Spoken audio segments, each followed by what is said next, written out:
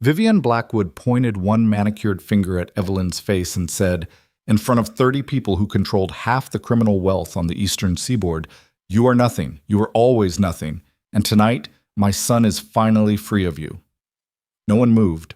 No one spoke. Lucian Blackwood, the man whose name made grown men sweat through their shirts, stood 6 feet away and looked at the floor. That was the moment. Not the divorce papers. Not the months of silence before them. That finger, that room, that silence from the one man who could have stopped it. If that were you, standing in a room full of power, publicly gutted by the woman who was supposed to be your family, while your husband said nothing, what would you do? Would you cry? Would you beg? Would you fight back? Evelyn Carter did none of those things. She picked up her suitcase and she walked out into the rain. But before you assume you know how this story ends, stay with me. Because the woman they just threw away? Her father's plane landed 40 minutes ago. And when Alexander Carter finds out what happened to his daughter tonight, the Blackwood family will spend the rest of their lives wishing they had never learned her last name. If this is your first time here, hit that subscribe button and follow this story all the way to the end. You will not want to miss what happens next. And do me a favor, drop a like and leave a comment telling me what city or country you're watching from. I want to see how far this story travels. Now, let's go back to the beginning of the night that broke everything. The rain started around 9. It came in sideways off the Hudson, the kind of cold that got into your collar before you realized your coat wasn't enough.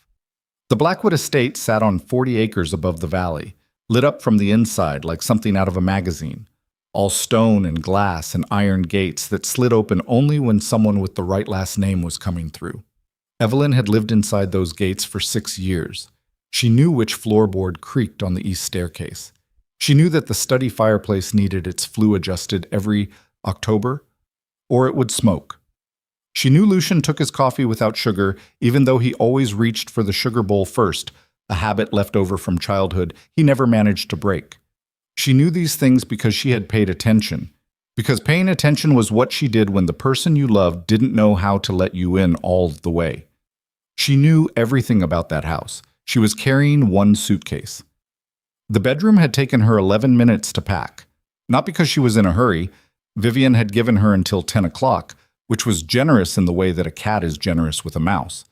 But because 11 minutes was all it took. 6 years, and she had accumulated almost nothing that was hers alone. Most of what she owned was tangled up with Lucian's world in ways that made it impossible to separate cleanly. Clothes she'd bought for functions she attended for his benefit. Jewelry she'd worn to signal alliance at tables where she was the only woman. A few books. A photograph from her father's place upstate that she'd kept in the nightstand drawer where nobody would ask about it. She packed the photograph last. The hallway outside the master suite was quiet when she came out. The noise from downstairs was contained, controlled, the way everything in the Blackwood household was controlled, but she could feel it through the floor. 30 people minimum. Lucian's inner circle, his mother's circle, several faces from the financial side of his operation that Evelyn had spent years learning to read. Tonight was supposed to be about closing a deal with the Marchetti Group out of Chicago. The divorce was a footnote, a piece of housekeeping scheduled for the margins of a bigger evening. That was what Vivian had called it 2 weeks ago when she handed Evelyn a summary of the settlement terms in a sealed envelope at the breakfast table. Housekeeping, she'd said. Nothing dramatic. We're not that kind of family. Evelyn had taken the envelope, gone upstairs, and sat on the edge of the bed for a long time without opening it. Not because she was afraid of what was inside, because she was trying to decide how much of what she felt was grief, and how much was something older and colder that had no name yet. She opened it eventually. The terms were what she expected. A number that looked generous until you calculated what 6 years of her time and intelligence had been worth to his operation. A clause about non-disclosure. A clause about non-association with his business interests going forward, which she found almost funny given that half his business interests existed because of frameworks she'd quietly helped him build. She'd signed it 3 days later. Didn't negotiate. Didn't ask for anything else. That had bothered Vivian, Evelyn could tell. The old woman wanted a fight, wanted something she could use to justify the narrative she'd already written. Evelyn hadn't given her one. She reached the top of the main staircase and looked down at the entrance hall. Marble floors. the portrait of Lucian's grandfather on the left wall, a man who had built the first of the family's criminal infrastructure in the 50s and been celebrated for it ever since. The chandelier above throwing light in all directions, clean and expensive and cold. Lucian was at the bottom of the stairs. He was in a dark suit, holding a glass of something he hadn't touched, and he was looking up at her the way a man looks at something he's already decided to stop thinking about. Not cruel, not warm, just finalized. She came down the stairs. The suitcase handle was warm in her palm from where she'd been gripping it. He didn't move. "Evelyn," he said. "Lucian." That was it. 6 years, and that was the whole conversation in the hallway. She could see in his face that he'd had something prepared, something that would have made this easier for him to live with. But whatever it was had died somewhere between thought and speech, and he was left with just her name. She walked past him toward the main room. She could have gone straight to the door. In fact, she had planned to. Walk through, get in the car, be gone before the rain got worse. But something in the sound of that room, 30 people who knew her, who had sat at her table, eaten food she'd arranged, benefited from intelligence she'd quietly provided, pulled her sideways into the doorway. She didn't go in. She just stood there a moment. Vivian saw her first. The woman was 71 years old and had the posture of someone who had practiced being formidable in front of a mirror every day since her 30s. She wore dark red, which she always did for important evenings, and she was holding court near the fireplace with 3 of the Marchetti associates and 2 women whose husbands ran the financial holding companies the Blackwoods used for their legitimate operations. When Vivian's eyes landed on Evelyn in the doorway, something shifted in them. It wasn't contempt exactly. It was worse than that. It was the look of someone who had waited a long time for a particular moment and was now savoring the arrival of it. "Gentlemen," Vivian said, not loudly, but not quietly either. Loud enough. "Ladies, a moment." The room went quiet faster than Evelyn expected. Vivian crossed toward her, and the 30 people in that room rearranged themselves in subtle ways, turning bodies, lifting chins, creating a kind of accidental theater that Vivian was very good at manufacturing. "Evelyn." She stopped 6 feet away. "I see you're on your way out." "I am," Evelyn said. "Good." Vivian let the words sit alone for a second. "I want you to know something before you go. I want you to hear it clearly so there's no confusion later about what this family thinks." Evelyn looked at her. She didn't say anything. "You brought nothing to this family," Vivian said. Her voice was level, factual, the way someone reads figures from a page. 6 years, not a child, not a connection worth mentioning, not a dollar of your own. You had nothing when my son found you, and you have nothing now that he's letting you go. She paused. He made a mistake taking you. Youth is forgivable.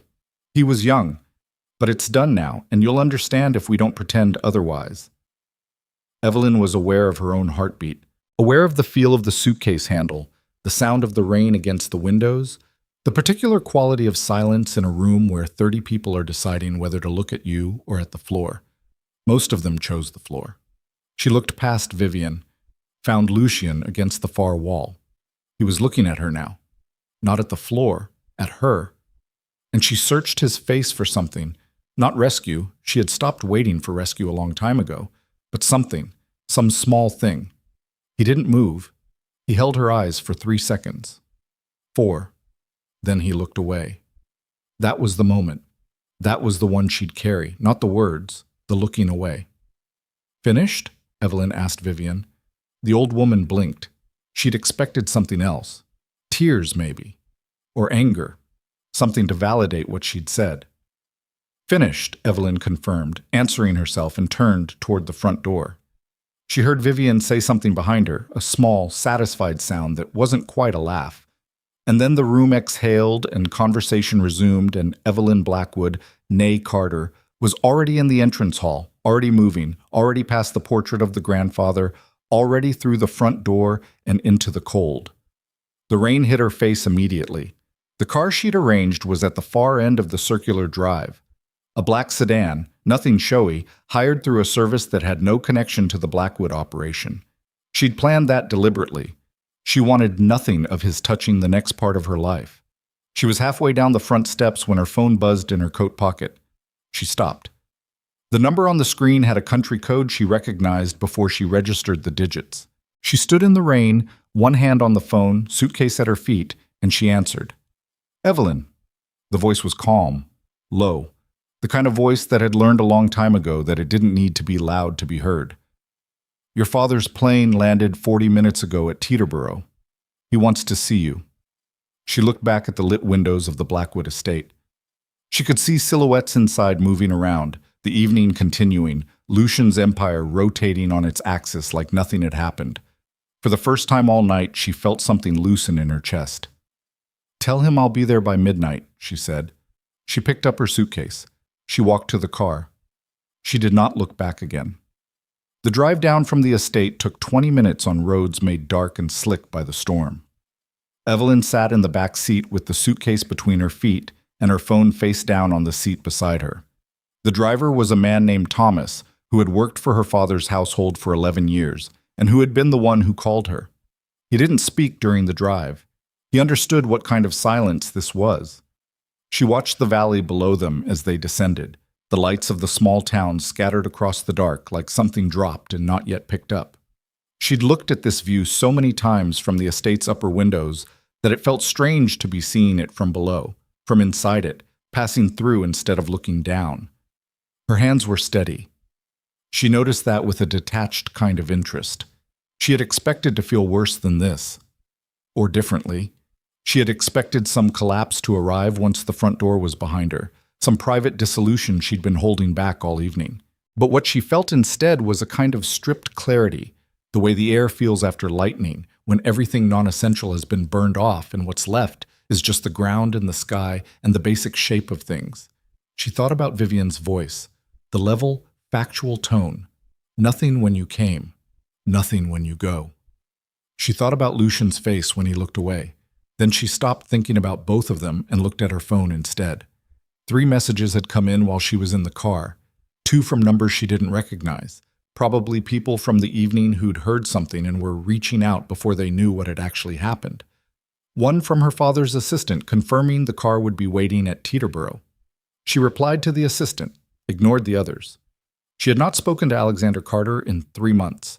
Not because they were estranged, they had never been estranged, not truly, but because the life she'd built inside the Blackwood estate had required a kind of compartmentalization that was easier to maintain if she kept the 2 worlds apart. She'd told herself that was practical. She wondered now if it had also been a form of protection, though for whom she wasn't sure. Her father knew more about the Blackwood operation than Lucian would have been comfortable with. She'd never told him details. She wouldn't have done that. It wasn't how she was built. But Alexander Carter was a man who learned things about people without asking. He had resources and he had patience, and he had a network of relationships that operated so far above the level of visible power that most people didn't know it existed. He had known, from the beginning, who Lucian was. He had not forbidden the marriage. He hadn't needed to. He'd simply said, sitting across from her in his office on a Tuesday morning 6 years ago, looking at her with those steady, dark eyes, "You're a grown woman. I'll support whatever you decide. But I'd like you to remember something, Evelyn. You have never needed anyone's name but your own." She'd thought about that sentence 100 times in the years that followed. She thought about it now. The car arrived at Teterboro at 11:47. The small private terminal was quiet at this hour, a handful of ground crew moving in the rain, the sound of a turbine winding down on the far end of the tarmac. Thomas pulled up to the entrance, got out, and held the door for her. She thanked him and meant it. Her father was inside. She saw him through the glass before she pushed through the door. He was standing by the window looking out at the runway, his hands clasped behind his back, wearing a dark overcoat that was still damp at the shoulders. He was 70 years old and looked exactly like himself. Not younger than his age, not older, just precisely, stubbornly himself. The way certain people manage to remain unchanged by time, not through luck but through an iron relationship with their own nature. He turned when he heard the door. He looked at her. She had promised herself she wouldn't cry. She had made it through the entire evening. The envelope, the hallway, Vivian's voice, Lucian's face, the rain, without crying. She had been dry-eyed and steady through all of it. She managed another 4 seconds. He crossed the room and she walked toward him, and when his arms came around her, she put her face against his shoulder and let 3 months of compressed silence come out all at once. Not loudly, just steadily, the way a pressure valve releases, controlled even in collapse. He held her without speaking. He didn't say it was going to be fine. He didn't say anything for a long time. When he finally spoke, his voice was very quiet. "Tell me what happened." She pulled back, wiped her face with the back of her hand, an ungraceful gesture she didn't bother hiding. His mother said it in front of everyone, 30 people. She said, "I brought nothing and I was nothing," that he was finally free. She paused. He didn't say anything. He was standing 12 feet away and he didn't say a word. Alexander Carter looked at his daughter for a long moment. Then he looked back out at the runway. "How much of his legitimate operation runs through the Mercer Capital agreements?" he asked. She blinked. The shift in register was so abrupt it took her a second to catch up. 70, maybe 75% of his above-board revenue. The Marchetti deal was supposed to restructure part of that. Was supposed to. The signing was tonight. Her father nodded slowly. Marchetti's lead counsel is Richard Cho. Richard Cho has been a client of Alderman Partners for 9 years. Alderman Partners is— "I know what Alderman Partners is," Evelyn said. Alexander looked at her. There was something in his eyes that wasn't anger exactly. It was colder than anger and more deliberate. "I'm going to make one phone call," he said. "Tonight, that's all." Evelyn looked at him. She understood what one phone call from Alexander Carter meant in certain rooms. She had grown up watching what one phone call could do. Not violently, nothing so crude, just the slow structural withdrawal of confidence. The way a building doesn't fall when one bolt loosens but begins, almost imperceptibly, to lean. "Dad, you're my daughter," he said simply. "She said that to you in front of 30 people. He said nothing. He picked up his coat from the chair beside him. One call. She didn't argue. Because here was the thing about Alexander Carter. The thing that the Blackwood family, in all their research into Evelyn's background over 6 years, had somehow failed to fully grasp. He was not a man who operated through intimidation or force. He was a man who operated through architecture. He had spent 50 years building a structure of relationships and obligations and quietly extended favors so vast and so carefully maintained that when he chose to shift his weight within it, the effects were felt at distances that seemed impossible to connect back to him. He didn't threaten people. He didn't need to. He simply stopped supporting certain things. And when Alexander Carter stopped supporting something, the people around it started making other decisions. Evelyn sat down in one of the terminal chairs while her father stepped away, phone to his ear, voice too low to hear. She set the suitcase beside her. She looked at her own hands in her lap. Still steady, she noticed again, with that same detached interest. Outside, the rain was letting up. She thought about Lucian in that room, the glass he'd never touched, the way he'd looked at her and then away, that 4-second calculation that she would spend years deciding was either cowardice or its own kind of farewell. She thought about Vivian's finger, the way it had pointed at her face, and the particular economy of that gesture, how precisely it had communicated what the woman had thought of her for 6 years. She thought about the photograph in her suitcase. Her father at a table somewhere in the Swiss Alps, 6 people around him, each one of them running something significant, all of them looking at him the way people look at the person in the room who decides how things go. The Blackwoods had looked at that photograph once, 3 years ago. She'd left it out by accident on the dresser, and Vivian had picked it up and asked who it was. "My father," Evelyn had said, "at a conference." Vivian had set it down. She'd looked at it the way a person looks at something that almost registers and then doesn't quite. She'd said, and moved on. That was perhaps the most expensive in the history of the Blackwood family. Her father came back. He put the phone in his coat pocket. "It's done," he said. "What did you do?" "I spoke to someone. He'll speak to 2 others. By morning, the Marchetti signing will be postponed indefinitely. By the end of the week, 3 other agreements that run through the same networks will be under review." He looked at her evenly. "Nothing violent, nothing illegal, just people reassessing their positions." Evelyn absorbed this. "He'll know something happened," she said.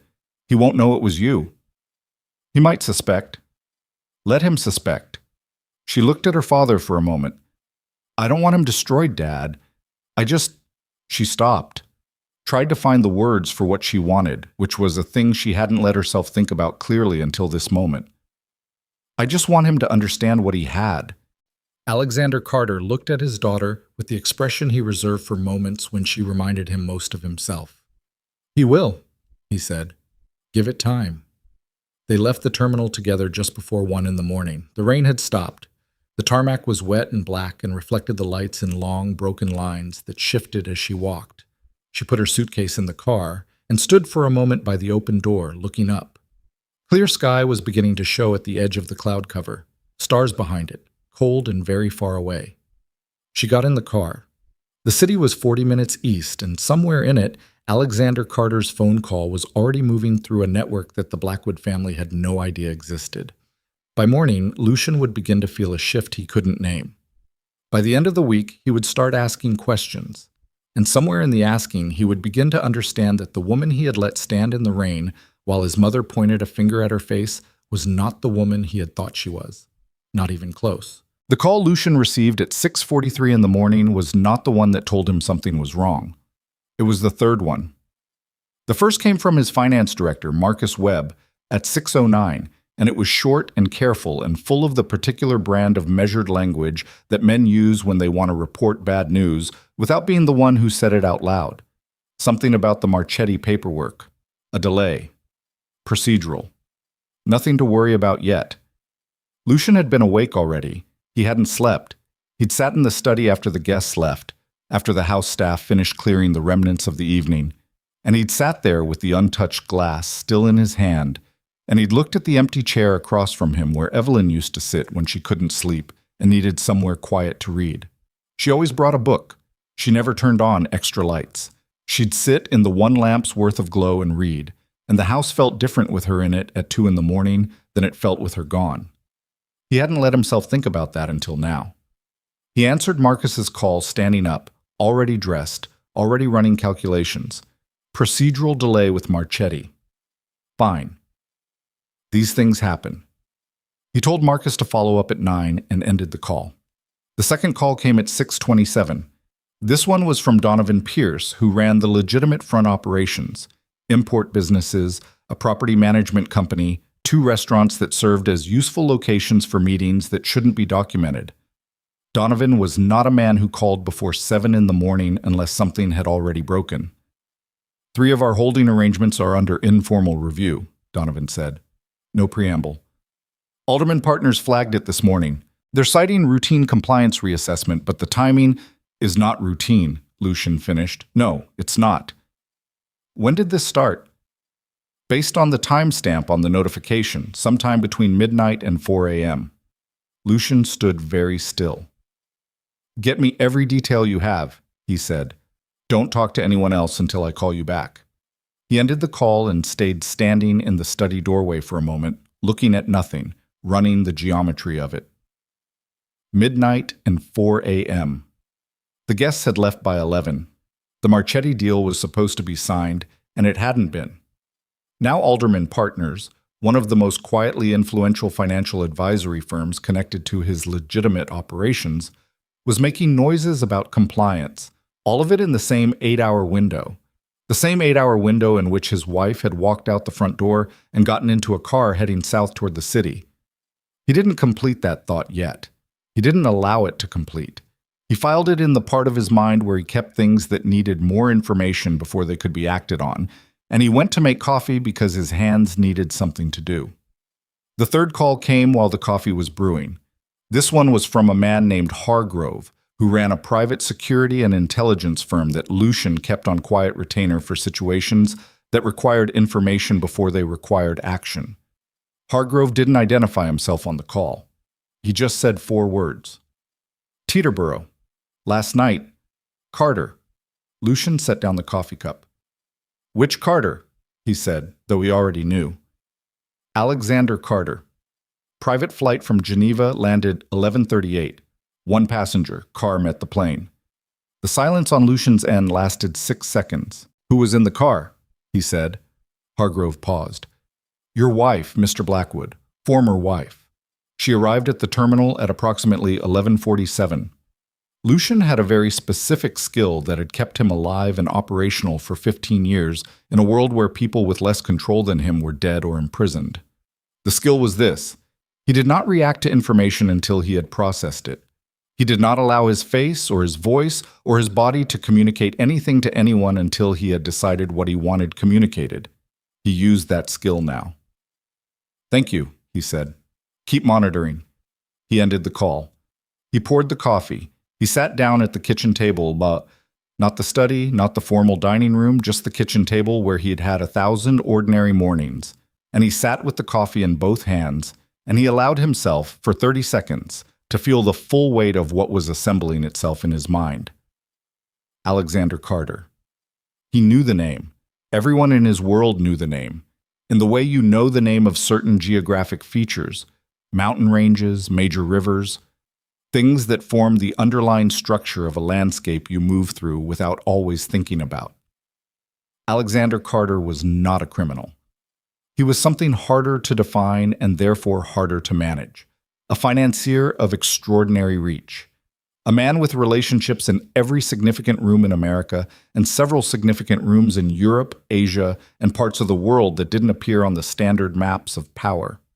He was, by every credible account, one of the 5 or 6 people in the country whose quiet endorsement or quiet withdrawal could materially alter the financial architecture of large, established operations. He was also, apparently, Evelyn's father. Lucian put the coffee down. He got up and went to the study and stood in front of the bookshelf on the east wall. Second shelf from the bottom, behind a set of bound ledgers that nobody opened because they looked like nothing. This was where he kept the actual research files on people. Physical copies, not digital. He pulled the section for the letter C. There was a file on Evelyn. He'd had it assembled before the marriage, standard practice. He opened it now, 6 years too late, and read it the way he should have read it the first time. Not looking for threats, but looking for the complete picture. It was thin. That had seemed fine at the time. She had a clean background, no criminal connections, a modest work history in financial consulting, no significant family wealth on record. Her mother had died when she was 9. Father listed as A. Carter, self-employed, no further detail available. He stared at that line. A. Carter, self-employed. He had accepted that and moved on. He had not pushed for more because she had not seemed important enough to push for more on. She was a woman he'd met at a function who was intelligent and composed and didn't want anything from him that he could identify, which in his experience was either extremely rare or extremely dangerous, and he'd chosen to interpret it as rare. He closed the file. He stood there a moment. Then he picked up his phone and called his mother. Vivian answered on the second ring, which meant she was already awake and already had her phone nearby, which meant she already knew something was wrong even if she didn't know what. "Lucian," she said, "I need you to come downstairs." "It's not yet 7. "I know what time it is. Come downstairs." She arrived in the kitchen 12 minutes later, dressed with her usual precision, which he noted with the part of his mind that tracked such things. She hadn't dressed in a hurry. She'd dressed the way she always dressed. This irritated him more than he expected. She saw his face when she came in and her posture adjusted slightly, a subtle defensive reorganization he'd watched her perform his entire life. "What is it?" she said. Not a question. "Sit down." "I prefer to, Mother." His voice was level, not loud, just level in a specific way that ended sentences. "Sit down." She sat. He put his phone on the table between them, screen up, with Hargrove's call still showing in the recent list. Then he sat down across from her. "Tell me what you know about Alexander Carter," he said. Something moved behind her eyes. "The financier. I've heard the name." "You've done more than hear the name. You met him. I need to know when and in what context." She was quiet for a moment. Her hands on the table were perfectly still, which with Vivian meant the opposite of what it looked like. "Years ago," she said carefully, "a private gathering in Connecticut. He was present. We were introduced briefly." "What did you understand about him at the time?" "That he was very wealthy, that he had considerable influence in certain financial circles, that he was—" She paused. private, difficult to read. And you knew his daughter was named Evelyn. The stillness in her hands broke. Not much. A small shift, the fingers tightening almost imperceptibly against the table surface, but he saw it. I had no reason to believe. Did you know? He said. The kitchen was very quiet. Vivian looked at her son across the table. He watched her work through the calculation. How much he already knew, how much she could still manage, which version of the truth was safest. I suspected, she said finally. The last name was the same. But Carter is not an uncommon name, and she never, you suspected. He let the word sit, and you chose not to investigate further. I chose not to dignify a suspicion that seemed, you stood in that room last night, Lucian said, in front of 30 people, and you told her she was nothing, that she brought nothing, that I was free of her. His voice hadn't changed in pitch or volume. That was the thing about it. It hadn't changed at all. And you may have done that already knowing who her father was. I didn't know. You suspected. He stood up. There's a difference between didn't know and didn't bother to find out, and I need you to sit here and understand that difference very clearly right now. He walked to the window. The valley was coming into gray morning light below, fog on the lower slopes, the river a flat dark line in the distance. He'd looked at this view for 20 years, and he'd never once thought about how it would look from the other side of the gate. Behind him, he heard Vivian's chair shift. Lucian, even if she is Alexander Carter's daughter, that doesn't change what happened between you and her. The marriage wasn't working. You agreed it wasn't. I agreed it needed to end, he said. I did not agree to what you did last night. I handled it. You humiliated her. He turned around. In front of the Marchetti associates, in front of people who now know exactly what this family thinks of the woman who is Alexander Carter's daughter. Do you understand what that means? Do you understand what position you've put us in? Vivian straightened.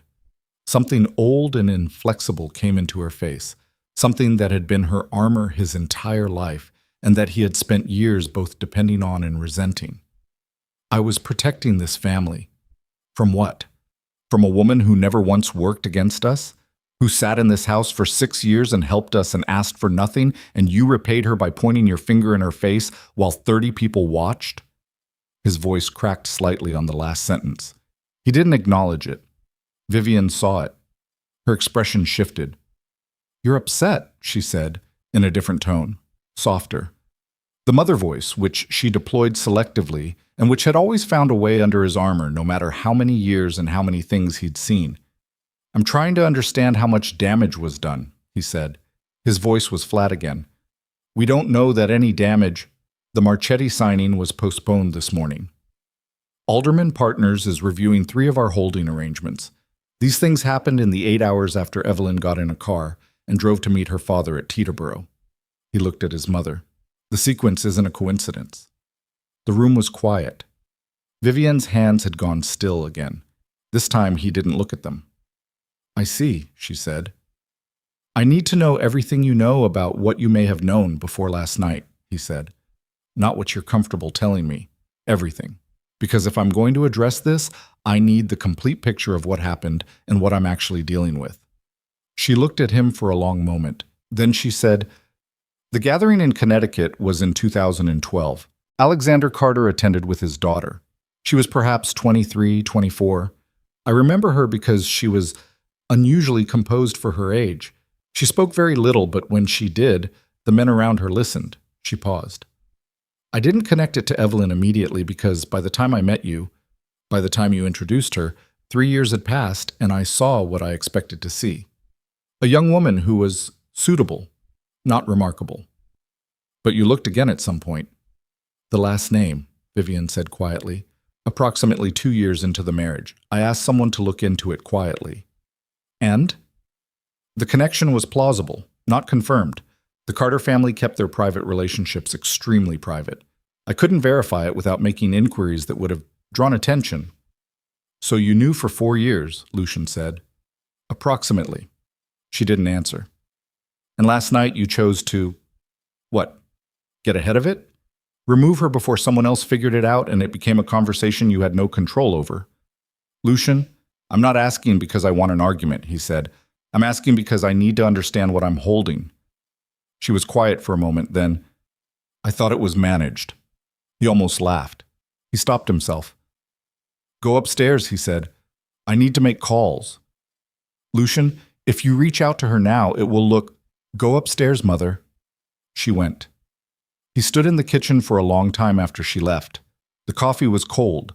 The morning light was coming in harder now, burning off the fog over the valley, and the estate looked very large and very quiet around him. He picked up his phone and stared at Evelyn's number in his contacts. He put the phone back down. He called Marcus Webb instead. The Marchetti postponement, he said when Marcus answered.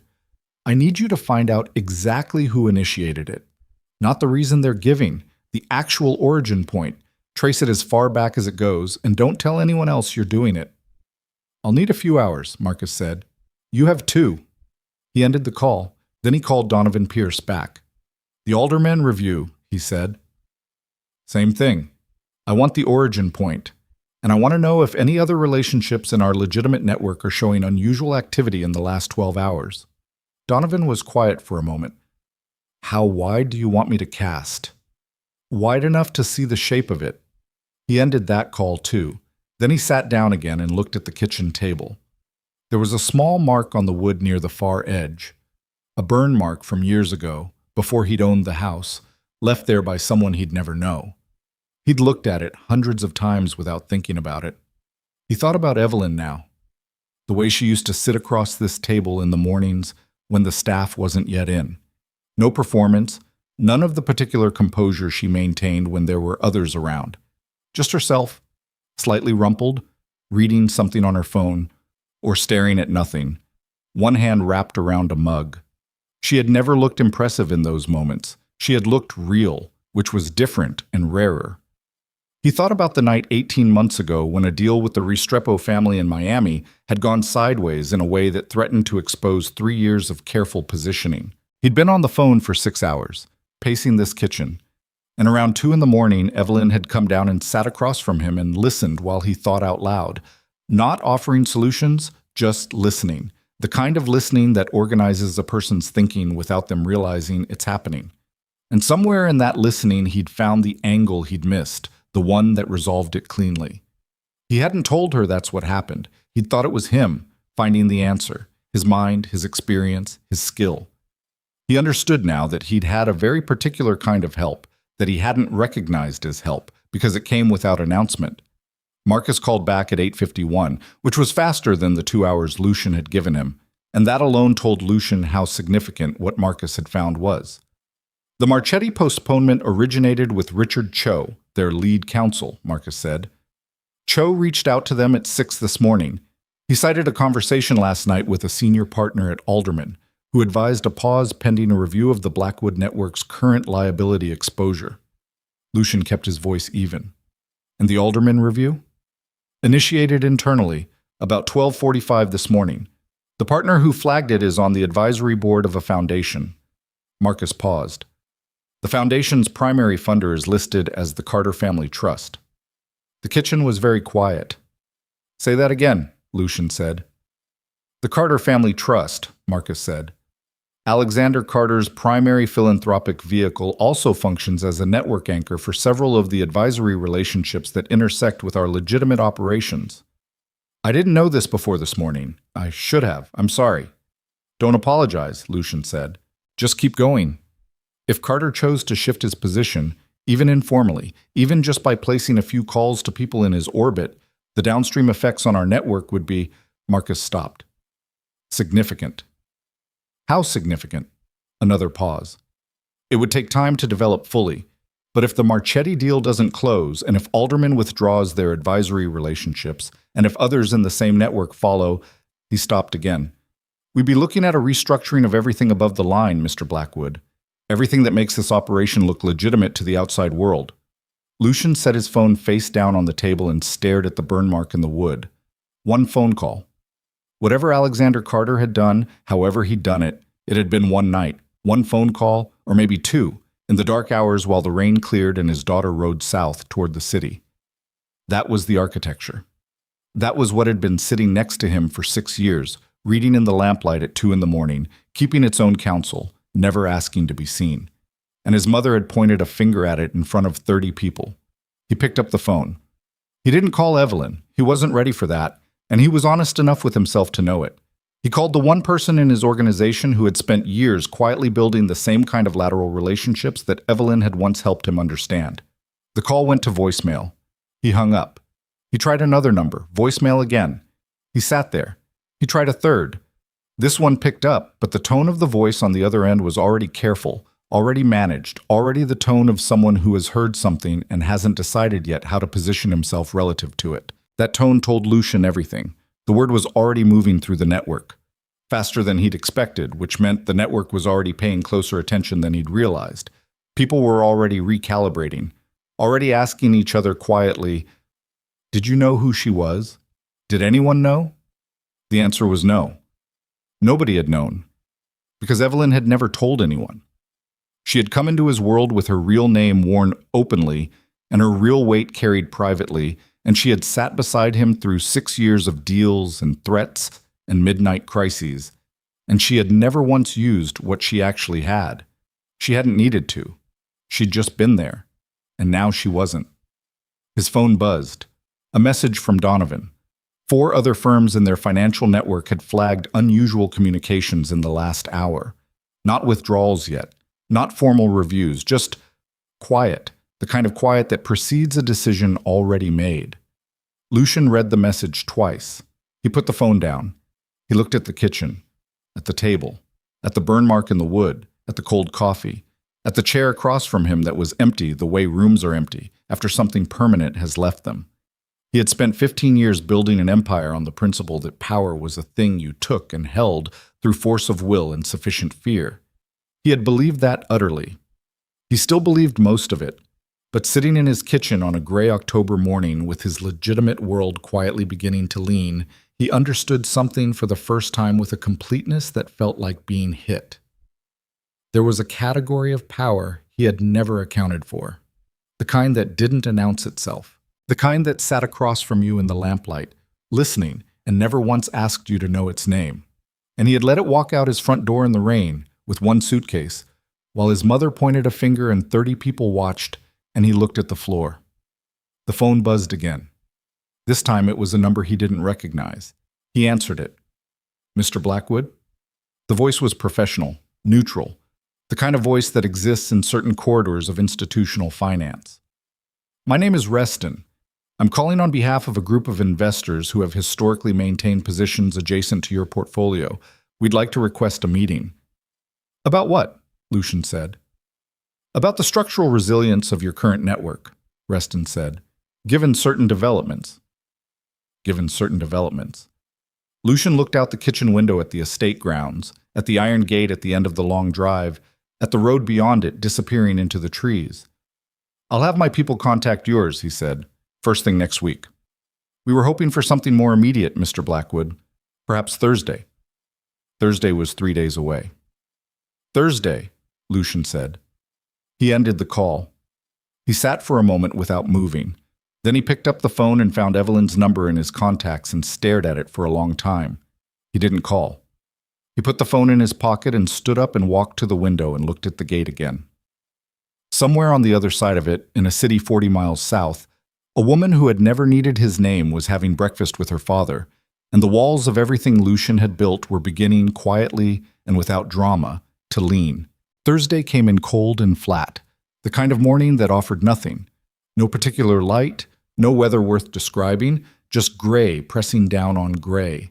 Lucian had not slept properly in 3 days. He knew what that did to a person. He'd operated sleep-deprived before, in situations that were objectively more dangerous than this one, and he'd learned to account for it, to slow his reactions slightly, to double-check his own reasoning, to assume that whatever felt certain at 2 in the morning would look different at 7. He applied those compensations now, methodically, the way you apply pressure to a wound. It wasn't enough, because the problem wasn't fatigue. The problem was that for 3 days his mind had kept returning, against his will and without invitation, to the same sequence. Evelyn at the top of the stairs. Evelyn coming down. The 4 seconds he'd held her eyes and then looked away. He kept trying to examine that 4 seconds like a mechanic examines a component that failed, looking for the exact point of the break, the specific mechanism of the malfunction. He couldn't find it. It had been instinct, some cold, self-protective reflex that had fired before he'd consciously decided anything. He was beginning to understand that some instincts are not protective. They just feel like it in the moment. The meeting with Reston and the investor group was scheduled for 10 a.m. at a downtown location. Not Blackwood territory, neutral ground, which Lucian had accepted without negotiating because the accepting itself sent a message he'd calculated to be useful. He arrived 12 minutes early. This was deliberate. He was already in the room when they came in, which re-established a specific kind of authority that the request for the meeting had temporarily displaced. There were 4 of them. Reston, who was approximately 50 and had the face of someone who had been delivering bad news professionally for 2 decades. 2 others whose names Lucian had been given, but whom he'd already assessed as secondary, present for witness or consensus purposes. And a 4th, a woman he hadn't expected, sitting at the far end of the table, already there when he'd arrived. Her name was Diane Falk. She ran the institutional investment arm of a firm called Verity Group. Verity Group, he had learned in the last 72 hours of rapid education, was one of 3 primary vehicles through which Alexander Carter's financial network maintained positions in legitimate enterprises throughout the northeastern corridor. He hadn't known that before this week. He should have. He was beginning to compile a list of things he should have known. "Mr. Blackwood," Reston said, settling into his chair with the efficiency of someone who had rehearsed this. "Thank you for making time." "Of course," Lucian said. He didn't look at Diane Falk directly. He was aware of her in the peripheral way you're aware of the thing in the room that actually matters while you engage with the things around it. "I'll be straightforward," Reston said, which was what people said when they were going to be approximately straightforward, but had already decided what they were going to omit. "Several of our stakeholder groups have raised concerns in the last week about the stability of their positions relative to your operation." "What kind of concerns?" Lucian said. "Structural ones. The Marchetti Agreement was a significant piece of the forward positioning for this quarter. Its postponement creates a gap. The Alderman review compounds that gap." Reston set a folder on the table but didn't open it. "There's also been some conversation about the organizational dynamics within the Blackwood network, leadership continuity, decision-making coherence." "I've been leading this organization for 15 years, Lucian said. "Yes," Reston said. "The concern isn't historical, it's perspective." Diane Falk shifted in her chair. A small movement. Lucian tracked it. "Ms. Falk," he said, "you've been quiet." She looked at him without any particular expression, the kind of neutral that is itself a form of commentary. "I'm here to listen, Mr. Blackwood." "You're here from Verity Group," he said, "which means you're here because of Alexander Carter." Nobody at the table moved. "Verity Group operates independently of any single—" Reston began. "I'd like to hear from Ms. Falk," Lucian said. Quietly. Just quiet. Diane Falk looked at him for a moment. Then she said, "The Carter family network has historically provided indirect stability to several relationships that intersect with your operation. If that stability shifts, the downstream effects are real, and they're not reversible on a short timeline." "Is it shifting?" Lucian said. "It has shifted," she said. "The question this meeting is trying to answer is whether there's a stabilization path. And what would stabilization look like?" She was quiet for a moment. "That's above my authority to specify." He understood what that meant. It meant the answer existed, but the person who held it wasn't in this room. The person who held it was somewhere in Manhattan, in a building with his name on it, having already decided what he was or wasn't willing to accept. He sat back. He looked at the folder Reston had placed on the table but not opened. "Open it," he said. Reston opened it. Inside was a summary. 4 pages, dense, the kind of document that takes longer to read than its page count suggests. Lucian read all 4 pages without expression, turning each page at roughly the speed of someone who is comprehending rather than skimming. He set it down. The summary outlined, in the careful language of institutional finance, the potential cascading effects on his legitimate holdings if the current trajectory continued. It was thorough. It was accurate. It used neutral language that was more devastating for being neutral. The way a doctor's measured voice in a certain kind of room is worse than if they just said the thing directly. "You've done a thorough job of telling me what I'm losing," Lucian said. "None of you have told me what I can do about it." Reston exchanged a glance with Diane Falk. The glance was the kind that had a whole conversation inside it, one that had clearly already happened before this meeting. "There are people," Reston said carefully, "who believe that a direct conversation might be productive." "With Carter. With the relevant parties." Lucian looked at him. "Say what you mean." Reston inhaled. "With Evelyn Carter Blackwood. If there were some indication that the personal situation had been addressed, that the circumstances of the separation had been reconsidered, that would carry significant weight with the parties whose confidence is currently—" "You want me to go to my ex-wife," Lucian said. "We want you to consider what a meaningful conversation might accomplish."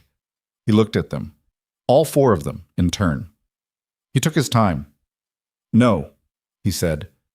The room shifted. "Mr. Blackwood, not because I won't consider it," he said, "because what you're describing isn't a conversation. You're describing a negotiation where my ex-wife is the currency and her father is the counterparty, and you're sitting here as intermediaries. That's not a conversation." Diane Falk said, "Then what would you call it?" "A demand wearing the clothes of a suggestion," he said. "I've seen that before. I know how to dress it too." He stood up, picked up his coat. "I'll have Marcus reach out to your offices about the specific structural concerns," he said. "The Marchetti deal will be resolved through legitimate channels. The Alderman review will be addressed on its merits." He looked at Reston. "If there's anything else, you know how to reach me." He walked out. He made it to the elevator before his jaw unlocked. He hadn't realized how tight he'd been holding it. He stood in the elevator with his hands in his coat pockets and felt his pulse in his throat, which was not something he was accustomed to feeling, and he breathed through it methodically until it slowed. The lobby. The street. The car. He got in the back seat. Thomas. It wasn't his Thomas. It was the Blackwood driver, a man named Garrett who had been with the family for 8 years, pulled into traffic without being told where to go yet, which was the appropriate move. Lucian looked out the window. He had not lied in the meeting. That was important to him. He had not said, "I will not go to Evelyn." He had said that what they were proposing was not the right framework. Those were different things, and the distinction mattered, though he was still working out exactly how much and in what direction it mattered. His phone buzzed. "Marcus." He answered. "Tell me," he said. "2 more firms," Marcus said. "One in Boston, one in D.C. Both have sent informal inquiries about the status of their arrangements, and—" He paused. "Lucian, the Fenwick property." The Fenwick property was a commercial real estate holding in Midtown Manhattan. It was one of the cleaner assets in the portfolio, legitimately acquired, legitimately operated. It was also the collateral on a bridge loan that funded 3 other acquisitions in the past 18 months.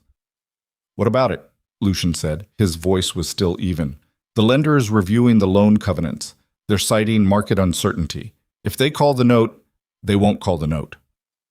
"Lucian." Marcus's voice was careful in a way it almost never was. "The lender's board has 2 members who are on the advisory council of a Carter-affiliated foundation." The silence in the car was total. "When did you find that out?" Lucian said. "An hour ago." He ended the call. He looked at the back of Garrett's head. Outside, Manhattan moved past the windows, indifferent. He called Vivian. She answered immediately. "I need you to tell me something," he said. "And I need you to tell me all of it this time." "Lucian, when you confirmed the connection between Evelyn and Alexander Carter," he said. 2 years into the marriage, you said. When you confirmed it, what did you do with that information?" A pause. "I kept it," she said. "Did you tell anyone?" Another pause, longer. "Mother." There was a conversation, she said, with Dominic Rial. He went very still. Dominic Riale was the closest thing the Blackwood organization had to a consigliere, a man who operated in the intersection between the legitimate and the criminal infrastructure, who had been his father's advisor first and his after that. Reale was 63 years old and had a mind like a filing system, and had always made Lucian slightly uneasy in a way he'd never been able to fully articulate. "What kind of conversation?" Lucian said. "I told him what I'd found. About the Carter connection. I thought—" She stopped. "I thought he should know, that it might be relevant to how we managed certain relationships." "Did he tell anyone else?" The pause this time was the longest yet. "I don't know," Vivian said. "Possibly. He has his own—" "Lucian, I thought it was handled." He took the phone away from his ear. He looked at it for a moment. He put it back. "Stop talking to anyone about this," he said. "Don't call Real, don't call anyone. Just stop." He ended the call. Real.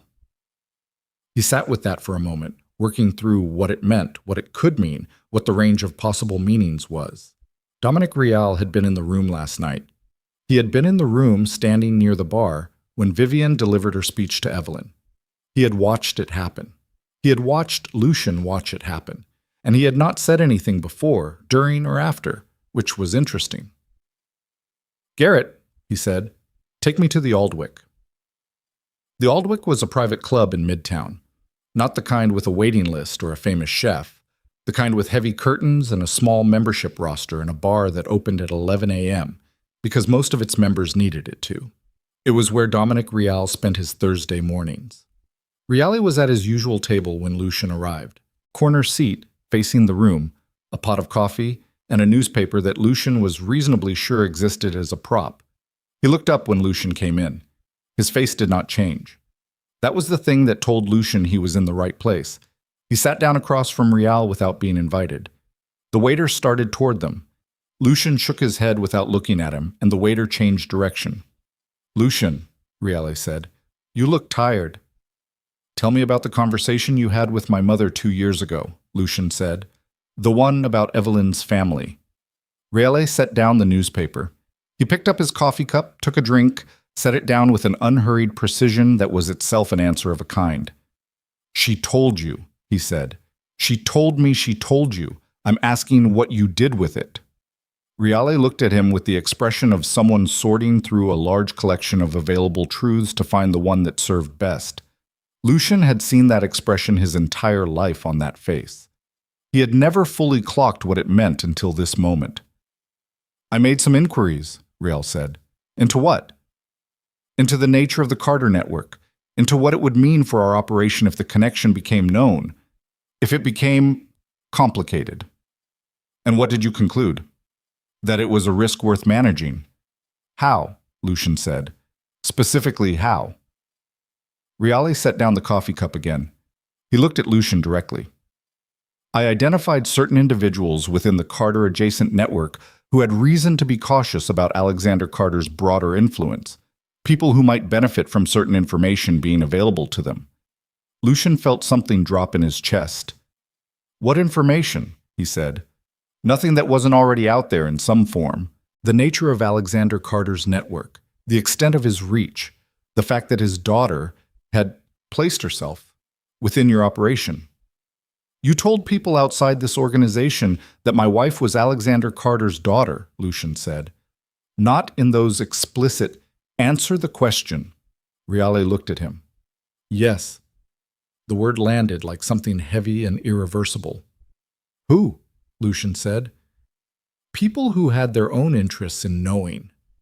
"Who?" Reale exhaled. "Vincent Harpe, the Castellano brothers, and—" He stopped. "Keep going." "A man named Beaumont. He runs a positioning operation out of New Orleans. He has connections to several East Coast families that have been watching your expansion with interest." Lucian looked at Dominic Real across a table they had sat at dozens of times over 15 years. He looked at the face of a man his father had trusted, and that he had inherited, and that he had never looked at closely enough, because some things you inherit, you don't examine, you just use. You told competing organizations, Lucian said, that my wife was the daughter of one of the most connected financiers in the country. You gave them that information without telling me. I was managing a risk. You were building leverage, Lucian said. His voice was extremely quiet. For yourself. Something you could use if you ever needed it, if I ever became inconvenient. Reale said nothing. How long have you been doing that? Lucian said. Building those kinds of reserves. Reale picked up his coffee cup again. His hands were steady. That was what Lucian noticed. The steadiness, the absence of remorse or fear. Just that same filing system calm that had always felt like loyalty and was now revealing itself as something else. A man in my position has to think about his own continuity, Reale said. You've been in my organization for 15 years. Yes. And in that time. I've protected my interests, Reale said simply. The same as you. Lucian looked at him for a long moment. Then he looked around the room. Dark wood, heavy curtains, 3 other tables occupied by men who were either genuinely reading or performing it. A quiet room. A room that had absorbed 1,000 careful conversations. He looked back at Reale. You knew Vivian was going to move against Evelyn last week, he said. It wasn't a question, but Reale's lack of response confirmed it. You knew and you didn't tell me. It wasn't, you knew, Lucian said again, flat, certain. Reale set down the cup. I thought the separation was strategically sound, he said, regardless of who her father was. Your connection to Evelyn was a variable I couldn't fully account for. She operated too independently. She knew too much about the architecture of certain arrangements without being fully inside the organization. That's an exposure. She was my wife. She was an unknown quantity wearing a familiar face, Reale said. I made a judgment. Lucian looked at him. He was aware of his own breathing, aware of his hands on the table, flat, not fisted, very still. He was aware of the distance between what he wanted to do in this moment and what he was going to do, and the gap between those two things was wide enough that he could feel it physically, like a door held against pressure. You're going to leave this organization, Lucian said. Reale blinked. For the first time, something moved behind his expression. Lucian, not today, not publicly. You'll identify a succession arrangement over the next 30 days, and you'll execute it cleanly, and you'll represent to everyone in and around this organization that it is a voluntary retirement. He paused. And in exchange for that, I'll not pursue the question of what else you've traded and to whom. Reale looked at him. That's it? He said. There was something in his voice, not relief, more like recalibration. That's the offer, Lucian said. 30 days. He stood up. He put on his coat. He looked down at Reale one more time. My father trusted you, he said. I want you to know that I understand what that means, and that you should think about it.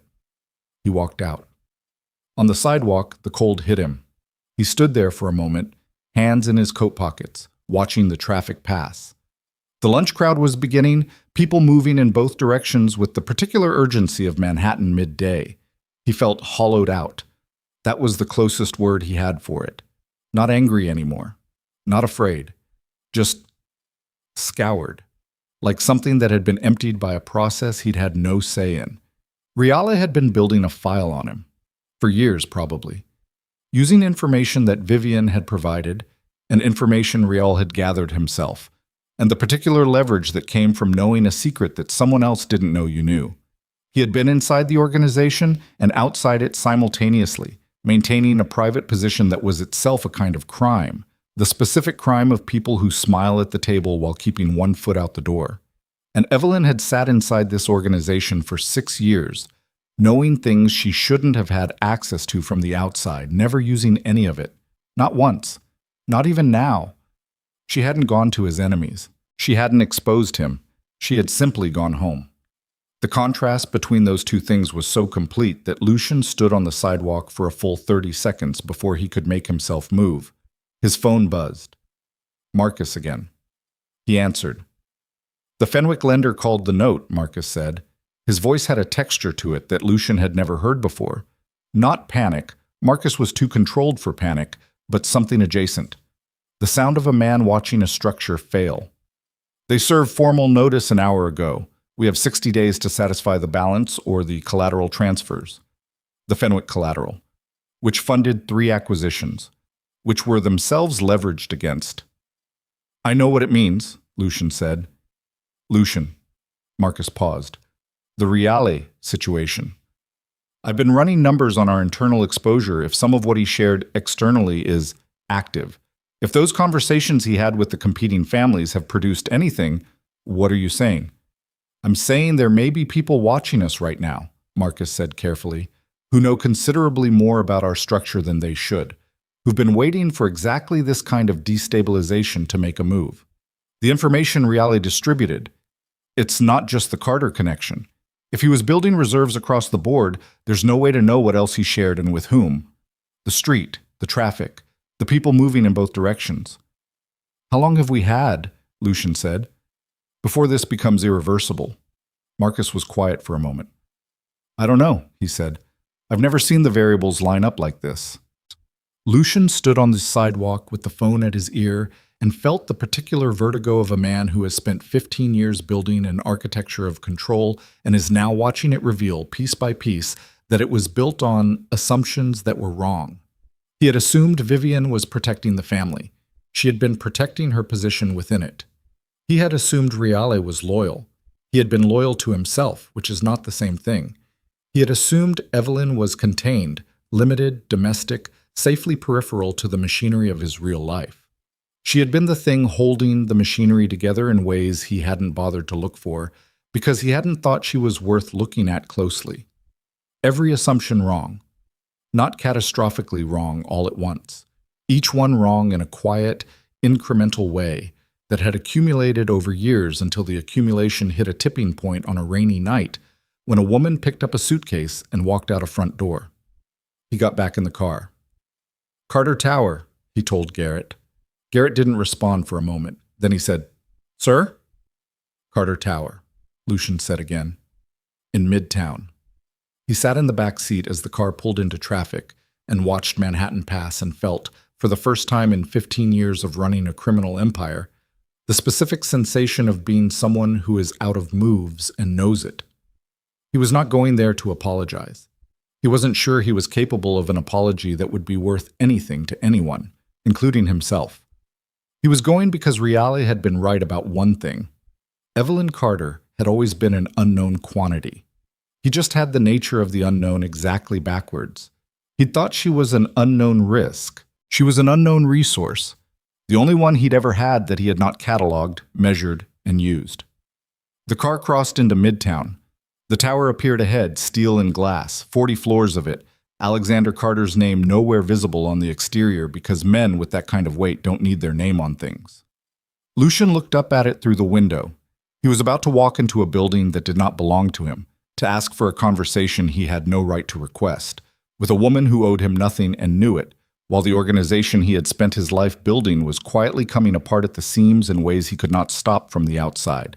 He had one option left, and it was standing somewhere above him in a building she didn't need him to walk into, living a life she was managing without any help from him at all, and the only honest question left was whether she would agree to look at him long enough to let him say what needed saying before she turned and walked back into the elevator.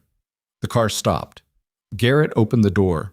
Lucian Blackwood, who had not been afraid of anything in 15 years, sat in the back seat for 3 seconds longer than he needed to. Then he got out. The lobby of Carter Tower was the kind of space that had been designed to make a specific point without saying anything out loud. No marble, no gold fixtures, no ostentatious signals of wealth, just clean lines, dark stone, glass that went all the way to a ceiling 4 stories up, and a quality of silence that was not empty but controlled. The silence of a building where everything non-essential had been removed because the people inside it didn't need to be impressed and had no interest in impressing anyone else. Lucian walked through the revolving door and felt the shift in air pressure. Warmer inside. Quieter. 2 security personnel at a desk to the left, both in plain clothes that were too well fitted to be accidental, both watching him with the particular attention of people who had been told to expect him or had assessed him in the 3 seconds between the door and the desk and made a decision. He walked to the desk. "Lucian Blackwood," he said. "I'm here to see Evelyn Carter." The man on the left, 30s, square-jawed, the kind of stillness that comes from training rather than disposition, looked at him without any readable expression. "Is Ms. Carter expecting you?" "No?" A pause. The two men exchanged nothing visible. Then the one on the left picked up a phone, turned slightly away, spoke quietly for approximately 15 seconds, listened, and set the phone down. "Someone will be down shortly," he said. "If you'd like to wait." He gestured toward a seating area to the right. Lucian didn't sit. He stood near the window and looked out at the street and felt his pulse in his wrists, which was not a sensation he was comfortable with, and which he could not make stop through willpower alone, which told him something about the state he was actually in versus the state he was presenting. He waited 8 minutes. The elevator opened and a woman came out whom he didn't recognize, 40s, dark suit, the walk of someone who delivers messages and has learned to remain neutral about their content. "Mr. Blackwood," she said, "Ms. Carter will see you, 42nd floor." He followed her into the elevator. The doors closed. He watched the numbers rise and kept his breathing even and thought about nothing in particular, which was a technique he'd used before operations that required a clear head, and it worked approximately as well now as it ever had, which was to say imperfectly, but better than the alternative. The 42nd floor opened into a reception area that had a single person at a desk and 2 closed doors beyond it. The woman who'd brought him up exchanged a word with the receptionist and then withdrew back into the elevator without further ceremony. The door on the right opened. Evelyn stood in the doorway. She was dressed simply. Dark trousers, a cream-colored top, her hair pulled back without fuss. She looked like herself, which was the thing that hit him hardest, because he had spent 3 days constructing some version of her in his mind that would be easier to face, more formal, more distant, armored in some way that would give him something to push against. And instead, she just looked like Evelyn. The same face he had looked at for 6 years across breakfast tables, and in the dark at 2 in the morning, and across 30 feet of a crowded room while his mother's finger pointed at her. "Lucian?" she said. No surprise, no warmth, just his name, stated, acknowledged. "I know I don't have the right to be here," he said. "No," she agreed. "You don't. Come in anyway." He followed her into the office. It was large and had windows on 2 sides, the city below them in every direction, and it was clearly her space, not borrowed, not assigned. There were books on the shelves that he recognized from the nightstand in the house they'd shared, and a coffee cup on the desk that looked like it had been there for hours, and a jacket thrown over the back of a chair with the carelessness of someone who had been working since early and had stopped caring about surfaces. She sat behind the desk. She did not invite him to sit, but there was a chair across from her and he took it because standing felt like a different kind of performance. She looked at him across the desk, waiting. "Reale," he said. "Dominic Reale. Do you know that name?" Something moved in her eyes, quick, barely visible, like a reaction she'd caught and contained before it finished forming. "I know who he is." "Did you know what he was doing?" She looked at him steadily. "I knew there was someone inside the organization who was building a parallel position. I didn't have a name until 2 years ago." He heard that, processed it. 2 years ago. "I noticed patterns," she said, "in conversations, in the way certain information moved through the network in ways that didn't match the direction you'd set. I didn't tell you because—" She stopped. "Because every time I tried to bring operational concerns to you, you thanked me politely and didn't act on them," she said. Not angry, factual. The same level, factual tone that was apparently genetic in some way because he'd heard it in her father's voice on the phone. "I mentioned Reale's name to you once, obliquely, 2 years ago, March, after the Solis deal." He went through his memory. March. The Solis deal. There had been a dinner, he remembered that, and she had said something across the table about the information architecture of the organization, and he had told her it was fine, that he had it handled, that she didn't need to worry about that side of things. "I remember," he said. "Good," she said. They sat with that for a moment. He shared your identity with competing organizations, Lucian said. The Carter connection. He's been using it as leverage or as insurance, or both. There are people who know more about the structure of my operation than they should, and Reale is the source. I know, she said. He looked at her. How? Because I've been watching it, she said simply. Because I grew up in a family where understanding how information moves is considered basic competence, and because 6 years in your organization taught me the specific topology of yours, and because once I left the house last week, I had time to actually look at what I'd been watching without having to manage the emotional weight of being inside it. He looked at her for a long moment. Who else knows? My father knows some of it, not all. I've kept the specifics limited because the specifics are yours and I wasn't sure. She paused. I wasn't sure what I wanted to do with them. And now, she looked at him across the desk. Her expression was not hostile. It was careful, in the way that someone is careful with something they've already decided is breakable. What do you want, Lucian? She said. Specifically, not in general. What did you come here to ask? He had prepared for this. On the drive over, he'd gone through every version of this conversation, every possible opening, every way of framing what he needed that didn't sound like either a transaction or a plea, because he didn't have the right to plead, and he wasn't capable of transacting with her anymore. He'd prepared all of it, and now he sat across from her and said, I don't know. She blinked. I know what the operational problem is, he said. I know what I need to stabilize it. I know that you have information I don't have, and your father has influence I can't replicate, and that without some version of those two things, the legitimate structure of my operation is going to come apart in a way I may not be able to rebuild. He looked at her. I know all of that. But I didn't come here about that. Then why did you come? Because I looked away, he said. In that room. You looked at me and I looked away and I've been... He stopped. His hands were on his knees and he looked at them for a moment. I've been trying to understand what happened in that 4 seconds, and I can't find a justification for it. I can find reasons. I can construct a sequence of cowardice that explains the mechanism. But I can't find anything that makes it something other than what it was. Evelyn was very still. Which was what? She said. Her voice was quieter now. I let her do it, he said, to protect myself from a conversation I didn't want to have, about what you actually were to me, what you'd been, because acknowledging that would have meant acknowledging everything I hadn't done, and it was easier to look at the floor. He paused. That's all it was. There's no version of it that's better than that. The office was quiet. Outside the windows, Manhattan went on being Manhattan, 42 floors below, indifferent. Evelyn looked at him for a long time. He couldn't read her, and he didn't try. He just sat there and let her look and said nothing. Then her phone buzzed on the desk. She glanced at it. Something changed in her face. Not much, a small tightening around the eyes. Excuse me, she said. She picked up the phone, read something, set it down, picked it up again and typed something quickly. Set it down. What is it? He said. She looked at him. The careful expression had been replaced by something more alert. Beaumont, she said. He went cold. The man from New Orleans.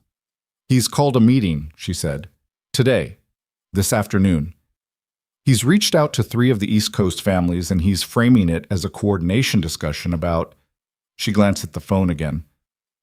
About the current instability in the Blackwood network and opportunities for regional restructuring. Lucian was on his feet. He didn't remember deciding to stand. Who told you this? He said. I have my own sources, she said, standing as well. I've had them for 3 years. I never use them against you. I want you to hear me say that clearly. I hear you. He was already thinking, the operational part of his mind coming online with the speed that 15 years had made automatic. If Beaumont calls that meeting today, and if the Marchetti situation is still unresolved, and if Reale's people have been feeding information to the Castellano brothers, then by tonight, 3 separate organizations will have coordinated a position on your network's weakness, and you won't have had time to counterbrief anyone. She came around the desk. She was not soft about it. Her face was sharp, working, the face he'd seen across the table at 2 in the morning when the Restrepo situation blew up. You need to get to Marchetti before that meeting happens, and you need someone to call the Castellano brothers from a position they'll respect. They won't take my call right now, he said. They'll take my father's, she said. He looked at her. She looked back at him. I am not doing this for you, she said. Precisely, carefully. I want that stated between us with no ambiguity.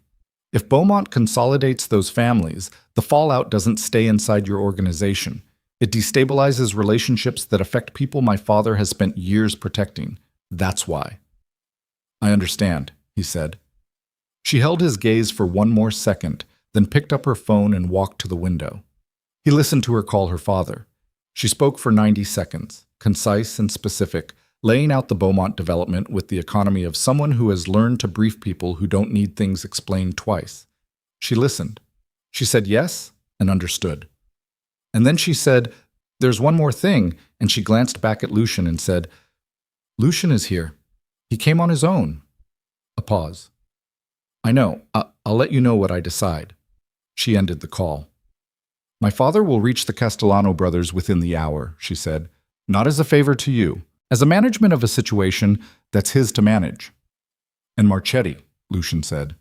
"That one is yours," she said. "You need to call Richard Cho directly, not through intermediaries. You and Cho, one conversation, you offer him enough transparency about the Real situation that he understands the destabilization was internal and resolved. He needs to understand that before Beaumont reaches him. Cho will want something." "Then give him something," she said. "You know what he values. You've sat across from him twice." She looked at him with an expression that was not impatient, but was running out of a particular kind of time. "Lucien, you have about 4 hours before that meeting in New Orleans changes the shape of your options permanently. Make the call." He pulled out his phone. He found Cho's direct line. He had it. He'd always had it. Evelyn was right. He knew what Cho valued, and he knew how to reach him.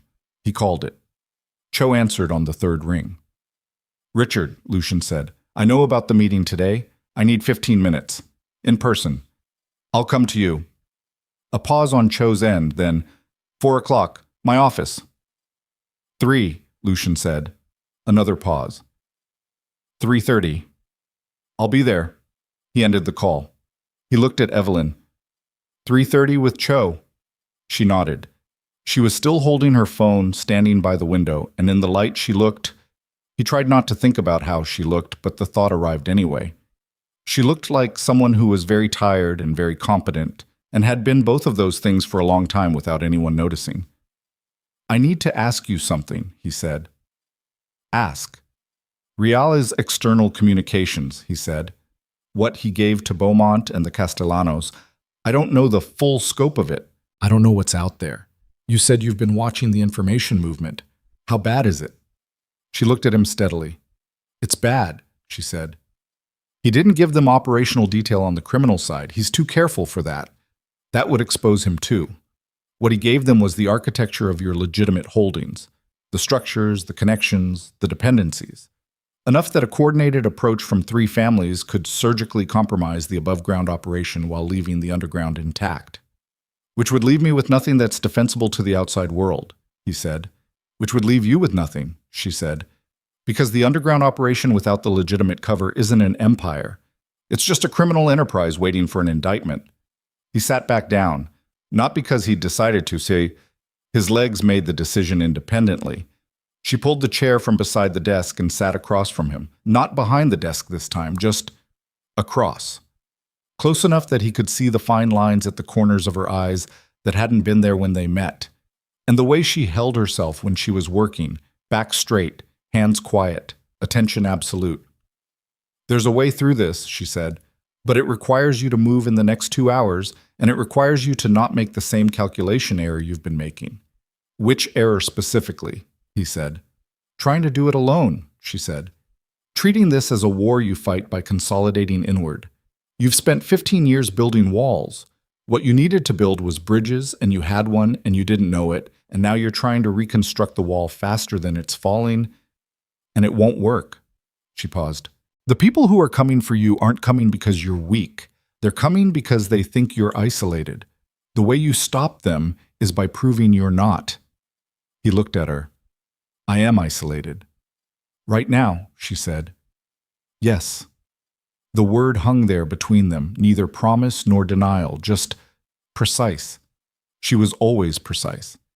He was only now understanding what precision cost someone, how much work it took to be that clear when everything around you was designed to confiscate. His phone buzzed. Marcus. He answered. Tell me. Beaumont's meeting, Marcus said. His voice was tight. We're getting confirmation from two sources. It's not just Castellano and Marchetti adjacent contacts. Beaumont has Vincent Harp on the line, and Harp has been talking to our man in Philadelphia, and Lucian, I think there's a leak still active inside. Something is feeding them our response times. They knew about the Cho call within 20 minutes. Lucian went very still. 20 minutes, he said. I made that call 15 minutes ago. I know, Marcus said. He looked at Evelyn. She was watching his face. Rial is not alone, he said to her, phone still at his ear. There's someone else. She didn't look surprised. That was the worst part. I know, she said. You know who. I have a suspicion, she said carefully. I didn't want to bring it to you without being certain because the name… She stopped.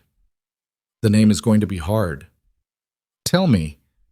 She looked at him with something in her face that was almost regret, not for what she was about to say, for the fact that it was true. Garrett, she said, your driver. He had the phone at his ear, and Marcus was saying something, and the 42nd floor office was full of light from all those windows, and Lucian sat very still. Garrett. 8 years. The man who had driven him to Cho's office, who had been in the car for every significant conversation in the last week, including the call with Marcus about Riale, including the call with Vivienne, including the conversation on the way to the Aldwych where Lucian had said Rial's name out loud in a car that belonged to the Blackwood organization and was operated by a man who apparently did not. Lucian, Marcus said through the phone, are you there? I'm here, he said. His voice was very flat. I need you to pull Garrett's access codes for the building systems and freeze them in the next 3 minutes. Don't tell him, don't tell anyone.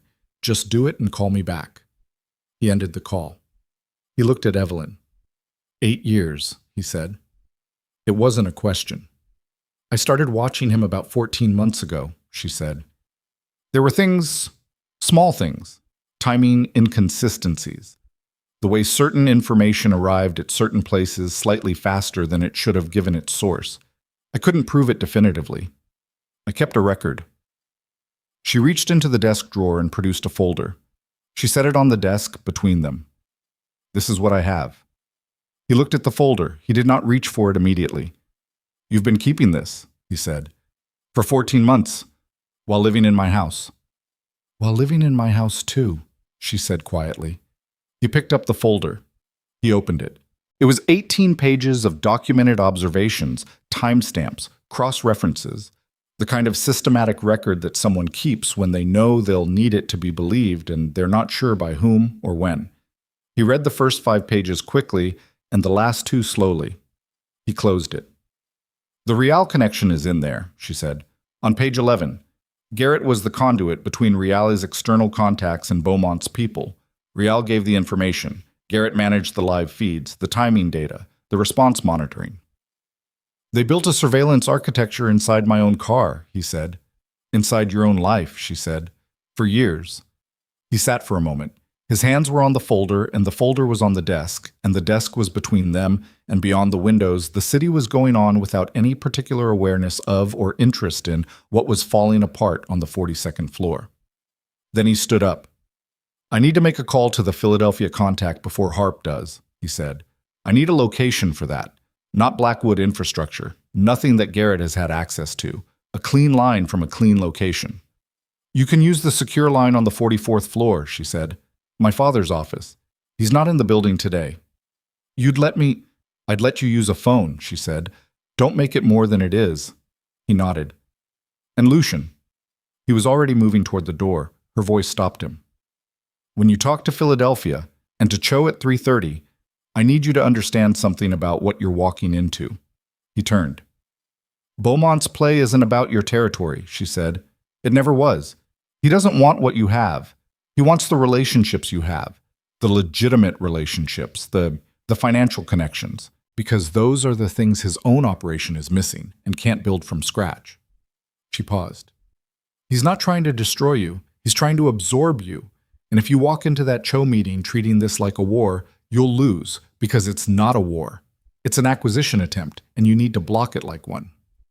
He looked at her across the office. How? By making yourself not acquirable, she said, by demonstrating that the relationships around you are stronger than the pressure being applied, which means that what happens in the next 4 hours isn't about showing force. It's about showing continuity. She looked at him steadily. You need to be the same Lucian Blackwood at 3:30 that you were before any of this started. Certain, directional, worth betting on. I'm not sure I am anymore, he said. She looked at him for a moment. I know, she said. That's the only honest thing you've said since you walked in. He stood in the doorway for a second. Then he went. The 44th floor was different from the 42nd, quieter, even more stripped of excess, with the specific quality of a room that belongs to one person entirely and has absorbed that person's character over decades. The desk was large and very clean. The chair behind it was leather that had worn soft with use. On the wall to the left was a single photograph. Alexander Carter at a table somewhere, 6 people around him, everyone looking at him. Lucian had seen that photograph before, on Evelyn's dresser 3 years ago. He'd looked at it and not registered it. He'd seen a man at a table and moved on. He sat in the chair across from the desk, not behind it. He would not sit in Alexander Carter's chair, and picked up the secure phone and called the Philadelphia contact directly. The conversation took 11 minutes. It was the most honest 11 minutes Lucian had conducted in a professional context in recent memory, which was not a metric he had ever expected to be working with. He told the Philadelphia man what Reale had done, what Garrett had done, what the shape of Beaumont's play was, and what the consequence would be for every mid-Atlantic operation if Beaumont successfully absorbed even partial control of the Blackwood legitimate structure. He did not beg. He did not threaten. He laid it out. The Philadelphia man listened. At the end of 11 minutes, he said, I'll reach out to 2 of the Marchetti board members directly, not to reverse the postponement. I'm not in a position to do that, but to ensure they have the correct context before Beaumont reaches them. That's all I'm asking, Lucian said. I know what you're asking, the man said, and then quietly, whoever put together the briefing you just gave me. That's good work, Lucian. That's not something you put together this afternoon. Lucian looked at the wall, at the photograph. No, he said, it's not. He went back to the 42nd floor. Evelyn was on the phone when he came in, standing at the window again, speaking quietly. She held up one finger without turning around. He waited near the door. She finished the call and turned. My father reached the Castellano brothers 40 minutes ago, she said. They've agreed to a neutral position on Beaumont's meeting. They'll attend, but not commit. That buys time, he said. It buys tonight, she said. What you do with tonight is up to you. He looked at his watch. 2:47, 43 minutes to Cho. I need to get across town, he said. I know. He picked up his coat. He started toward the door again, stopped. The folder, he said. The 14 months of documentation, can I take it? She looked at him. Why? Because Cho is going to need to understand the Garrett and Reale situation in terms that are verifiable, he said. And because if I walk into that meeting with documentation, it signals that I've already done what needs to be done internally, that I'm not asking him to trust a claim. I'm showing him the record. She was quiet for a moment. Then she went to the desk and picked up the folder and held it out. He took it. Their hands didn't touch. They were both careful about that. Lucian, she said. He waited. What you said before, she said, about the 4 seconds, about why you looked away. She held his eyes. I heard it. I'm not telling you what it means yet, because I don't know. But I heard it. He nodded. He didn't trust his voice with anything more than that. He went to the elevator. He rode down 42 floors. He walked through the lobby, past the security desk, past the clean stone and the controlled silence, out through the revolving door and into the cold afternoon air. Garrett was at the curb with the car. He had known Garrett would be there. He'd had 45 minutes to decide what to do about Garrett, and he had decided on the way down in the elevator, in the 42 floors between who he was going to be and who he'd been. He stopped on the sidewalk 3 feet from the car. Garrett looked at him through the windshield. Something shifted in the man's face. Almost nothing, barely perceptible, the kind of micro-adjustment that gives itself away precisely by being so carefully small. Lucian walked to the driver's window. Garrett lowered it. "I won't need you today," Lucian said. "Marcus will process your departure from the organization. You'll receive what you're owed under your contract." Garrett looked at him. His face had gone completely neutral, the specific neutrality of someone whose cover is blown and who is now calculating the range of outcomes. "Mr. Blackwood." "Don't," Lucian said. Just that. Garrett closed his mouth. Lucian stepped back from the car and raised his hand for a cab. One pulled to the curb in under a minute. He got in and gave the driver Cho's address and sat back and looked at the folder in his hands. 14 months of work, 18 pages. Every timestamp, every inconsistency, every cross-reference organized with the kind of patience that is indistinguishable from love, the patient watching of someone who is trying to protect something they're not sure wants to be protected. The cab pulled into traffic. 3:22, 8 minutes to get across Midtown. It would be close. His phone buzzed, a number he didn't know. He answered. "Mr. Blackwood?" The voice was smooth and southern and entirely without warmth, the voice of a man who had learned that warmth signals want, and he preferred not to signal want. "This is Beaumont. I thought we might have a conversation before you walked into your 3:30. Lucian looked at the traffic ahead of them. "How did you get this number?" he said. "The same way I get most things," Beaumont said. "Through people who thought they were doing something else." "What do you want?" The same thing everyone wants, Mr. Blackwood, to not waste time." A pause. "I know about the Philadelphia call. I know about the folder your ex-wife gave you. I know you're in a cab heading to Cho's office right now, which suggests your driver situation has been resolved, and I admire the speed with which you're moving. I genuinely do." Another pause. "But I want you to consider something before you walk into that building." "Say it," Lucian said. "The folder helps you with Cho," Beaumont said. "The Philadelphia contact buys you neutrality with Castellano tonight. But I still have Harp it, and Harp has 3 board members on the Fenwick lender, and the note on that property gets called in 60 days if I don't make a different suggestion to the right people." His voice remained smooth. "You can win today and still lose the property in 60 days. You know that." The cab was moving through the light at 53rd Street. "What are you proposing?" Lucian said. "A conversation," Beaumont said. "Face to face. Tomorrow. Just to understand each other. And what does understanding each other look like in your version of this?" "In my version," Beaumont said, "you and I are not enemies. We're 2 people who have been positioned against each other by a network of smaller men with smaller interests. Reali benefited from the tension. Garrett benefited from it. I'd like to explore whether we might benefit more from the absence of it." Lucian looked out the window. 57th, 3 blocks. "Tomorrow," he said. "I'll call you." "I look forward to it," Beaumont said. The call ended. Lucian sat in the cab for the remaining 3 blocks with the phone in one hand and the folder in the other, and he ran the math on Beaumont the way he ran math on everything, looking for the variable he couldn't account for, the assumption baked into the proposal that was going to cost him something he hadn't budgeted. He found it on the second pass. Beaumont didn't want a conversation.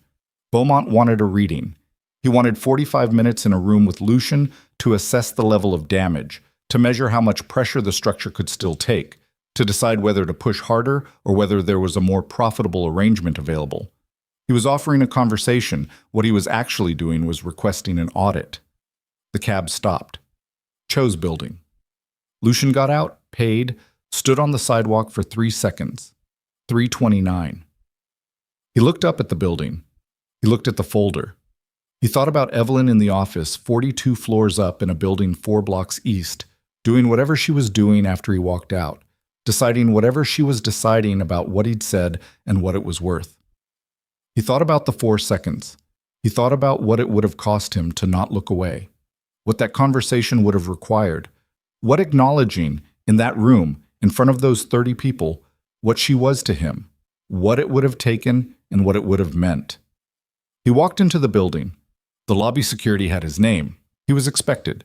They sent him up immediately. Cho was waiting in a conference room on the 18th floor. A compact man in his early 50s. Sharp eyes behind steel-framed glasses, the kind of face that processed information in real time and didn't display the processing. They shook hands. They sat. Cho looked at the folder on the table between them. "Start talking," Cho said. Lucian opened the folder. He talked for 40 minutes. He laid it out the same way he'd laid it out for Philadelphia. The real history, the Garrett access, the architecture of what had been fed externally and to whom. He walked Cho through the documentation. He answered every question Cho asked, and Cho asked precise, surgical questions that demonstrated he'd already been thinking about the structural integrity of the Blackwood-Marchetti relationship and had his own list of concerns that he was now cross-referencing against what Lucian was showing him. At the end of 40 minutes, Cho closed the folder. He looked at Lucian across the table. "The documentation," he said, "this isn't yours."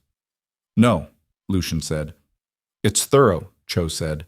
"Whoever put this together understood the architecture of your legitimate operation at a level that—" He stopped. "This was internal." "Yes." Cho looked at him. Then he said carefully, "I heard about the divorce." Lucian held his gaze. "Yes." Cho was quiet for a moment. He picked up his pen and turned it in his fingers once, a thinking gesture, then set it down. "I'll recommend to the Marchetti board that the signing be rescheduled," he said. 2 weeks. That gives you time to complete the internal restructuring and provide us with a clean organizational chart." He paused. "One more thing." "Ask," Lucian said. "Beaumont called me this morning," Cho said. "Before you did." Lucian kept his face still. "He suggested that the Marchetti group might find the current instability an opportunity to renegotiate certain terms," Cho said. He was very smooth about it, very reasonable sounding. He looked at Lucian steadily. "I didn't like him." "No," Lucian said. "Most people don't once they understand what he's doing." "What is he doing?" Cho said. "He's running an audit disguised as a negotiation," Lucian said. "He wants to know how much is left standing before he decides whether to buy or burn." Cho looked at him for a moment. Then he picked up his pen again. 2 weeks, he said. "Clean organizational chart." "And Lucian," he met his eyes, "whatever you did to get that documentation, whoever helped you, that's the kind of help you don't throw away twice." Lucian looked at the folder on the table. "I know," he said. He left Cho's office at 4:47. The street outside was full of the particular energy of late afternoon Manhattan. Everyone moving, everyone purposeful, everyone with somewhere to be that wasn't this block. He stood on the sidewalk and felt the cold through his coat and the folder under his arm and the weight of the day behind him and the night ahead of him. Beaumont tomorrow. The Fenwick property in 60 days. Reale's departure to manage. The organizational chart for Marchetti. The internal restructuring. The list was long and the foundation it rested on was cracked. And the only reason any of it was still standing at all was because of 18 pages compiled over 14 months by a woman who owed him nothing and had documented his vulnerabilities anyway, and then handed them over because the alternative was worse for people she actually cared about protecting. He pulled out his phone. He found her name. He typed, "Cho rescheduled, 2 weeks. Thank you for the folder." He looked at the message for a moment. He added, "And for the other thing." He sent it. He stood on the sidewalk and waited. 40 seconds later, his screen lit up. Her reply was 4 words. "Don't waste the 2 weeks." He read it twice. He put the phone in his pocket. He looked up at the city above him. All that glass, all those lit windows, the particular opacity of a place where everything important happens behind surfaces that don't show what's behind them. He started walking. He had 1 call left to make before the night was over, and the number he was going to dial was not Marcus or Philadelphia or Cho or Beaumont. It was a number he had not called since she walked out his front door, and the call was going to require him to say something he had never once said in 15 years of running an organization built on the principle that need was a liability and admitting it was a fatal error. He walked a full block before he stopped and took the phone out again. He found her name. He pressed call. It rang twice. She answered. "Lucian," she said. Quiet. Careful. Waiting. He stood on the sidewalk in the cold with the city going in all directions around him, and he looked at the pavement under his feet, and he said what needed to be said in the only way he knew how to say it, which was without any framework around it, without defense or calculation, just the sentence by itself. "I need your help," he said, "not just tonight.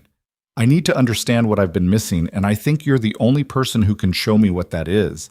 I know that's not fair to ask. I know I don't have the right. I'm asking anyway."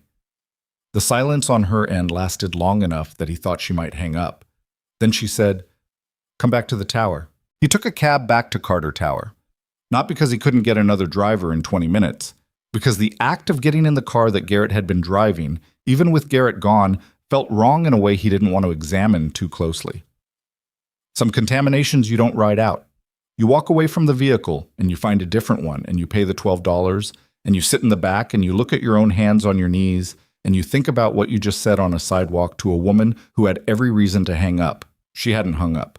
"Come back to the tower." 4 words. Same economy she'd always had with language. The same refusal to give more than was needed, which he had once interpreted as reserve and now understood was precision. She said exactly what she meant and nothing around it. And he had spent 6 years mistaking that for distance. The cab dropped him at the tower at 5:19. The lobby security recognized him this time. No phone call to confirm, just a nod and a gesture toward the elevator and a card that led him up to 42 without an escort. That registered. He filed it. She was standing at the window when he came in. Same window, same position as that afternoon, looking out at the city going dark at its edges, the sky above Midtown holding its last gray light before the evening took it. She didn't turn when he came in. He closed the door. He set his coat on the chair near the entrance. He waited. "My father wants to meet with you," she said to the window. "Tomorrow morning, 8 o'clock. About Beaumont. About everything." She turned now. She looked at him across the room with the careful expression that had been her face for most of the day. The one he was beginning to understand was not coldness, but self-protection. The look of someone who had been hurt in a specific place and had learned to keep that place covered until they were sure of what they were dealing with. He's been watching the situation develop since the night I left the estate. He has a read on Beaumont that's more complete than what you have. "What is his read?" Lucian said. "That Beaumont's play collapses without the Harpy connection," she said. "And that the Harpy connection is more fragile than it looks because Vincent Harp has his own exposure on the Fenwick lender situation. He's been using the same network to leverage a position in a separate portfolio, and if the lender calls one note, it creates a review that affects his holdings too." She paused. "Beaumont doesn't know that. My father does."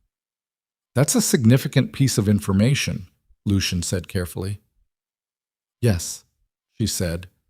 "Why is your father giving it to me?" She looked at him directly. "He's not giving it to you. He's giving it to the situation. Because the situation, if it resolves badly, doesn't stay inside your organization. He's told me that twice now, and I believe him." She held his gaze. "But I want you to understand what tomorrow's meeting is, and what it isn't." "Tell me." "It's not a rescue," she said. "My father doesn't rescue people. He manages environments.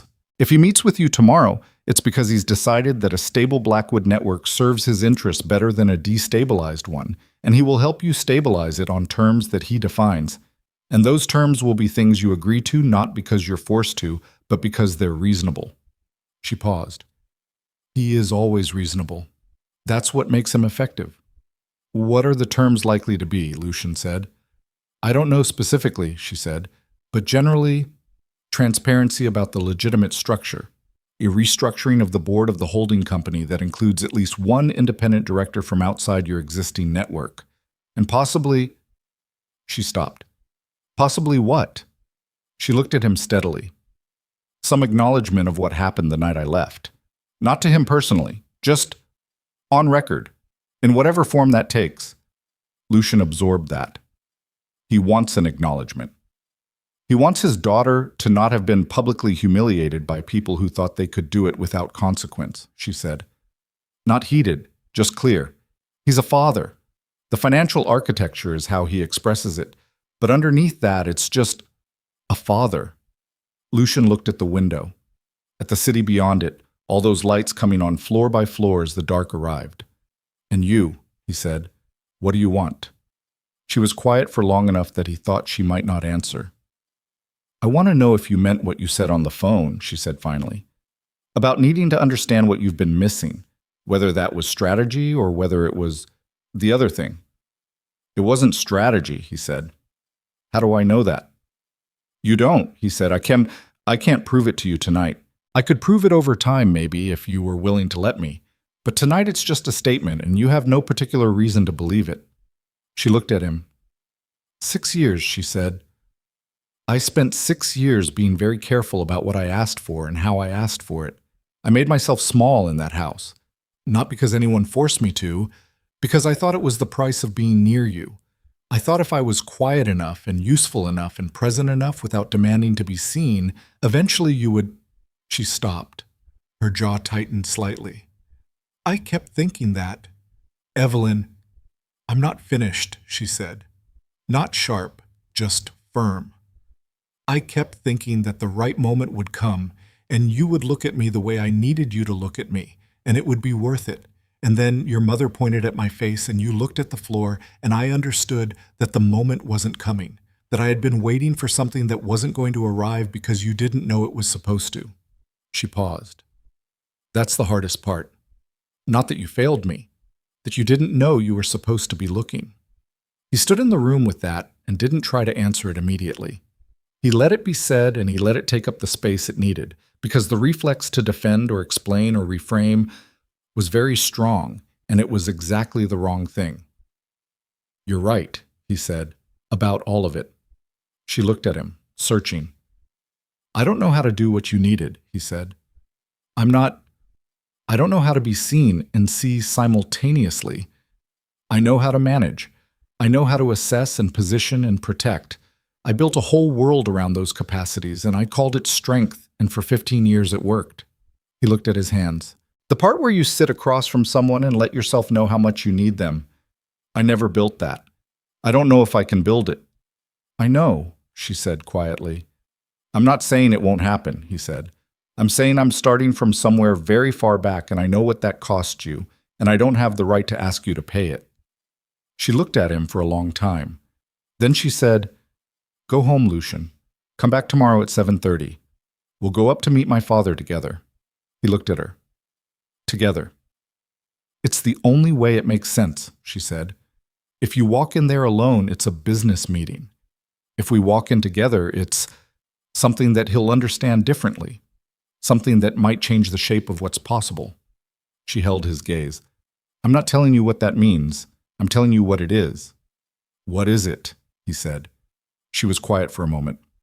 "A first step," she said, "toward something I don't have a name for yet. Maybe nothing. Maybe something. But a step in a direction that isn't the direction we've been going." She paused. "Don't read more into it than that. If you read more into it than that, I'll know, and it will be over before it starts." He nodded. 7:30. 7:30, she said. He picked up his coat. He went to the door. He stopped with his hand on the frame. "Evelyn?" he said. She waited. "Thank you," he said. "For the folder. For today. For answering the phone." He paused. "For not making it easy." She said nothing, but something in her face, not softening exactly, more like a door that had been closed moving 1 degree on its hinge, let him leave. He went down in the elevator. He crossed the lobby. He went out into the city. He did not call anyone. He walked 14 blocks in the cold before he got in another cab. 14 blocks of Manhattan in the dark. And he needed all of them. The meeting with Alexander Carter lasted 2 hours and 17 minutes. It was not a warm meeting, and it was not designed to be. Alexander Carter was 70 years old and had not become what he was by extending warmth at business meetings, even meetings that were also personal in a way that complicated the category. He was courteous. He was thorough. He was, as Evelyn had predicted, entirely reasonable, which was more demanding than hostility would have been because it left no room for the alternative postures, defiance, grievance, self-justification, that a hostile interlocutor would have invited.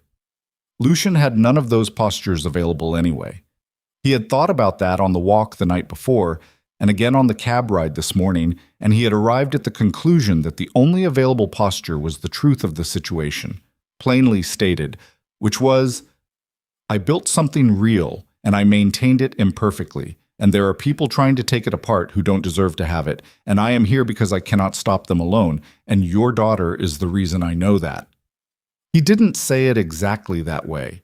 He said it in the language of finance and organizational structure and risk management, but that was the content.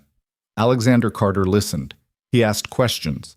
He looked at Lucian with those steady dark eyes that he had given his daughter, the eyes that processed without displaying the processing. And he said less than Lucian expected, and what he said landed with more weight than a longer speech would have. At the end of the meeting, Carter set his hands flat on the desk. I'll make one call to the Fenwick lender today, he said. 1. It won't reverse the note. It will extend the review period to 90 days instead of 60. He paused. In that 90 days, you will restructure the holding company board. You will appoint an independent director, and you will have a conversation with Beaumont that I will help you prepare for, the outcome of which will be that he walks away without having gained anything meaningful. He looked at Lucian steadily. In exchange for this, I want nothing from you financially. What I want is simpler. Ask, Lucian said. Carter looked at him for a moment.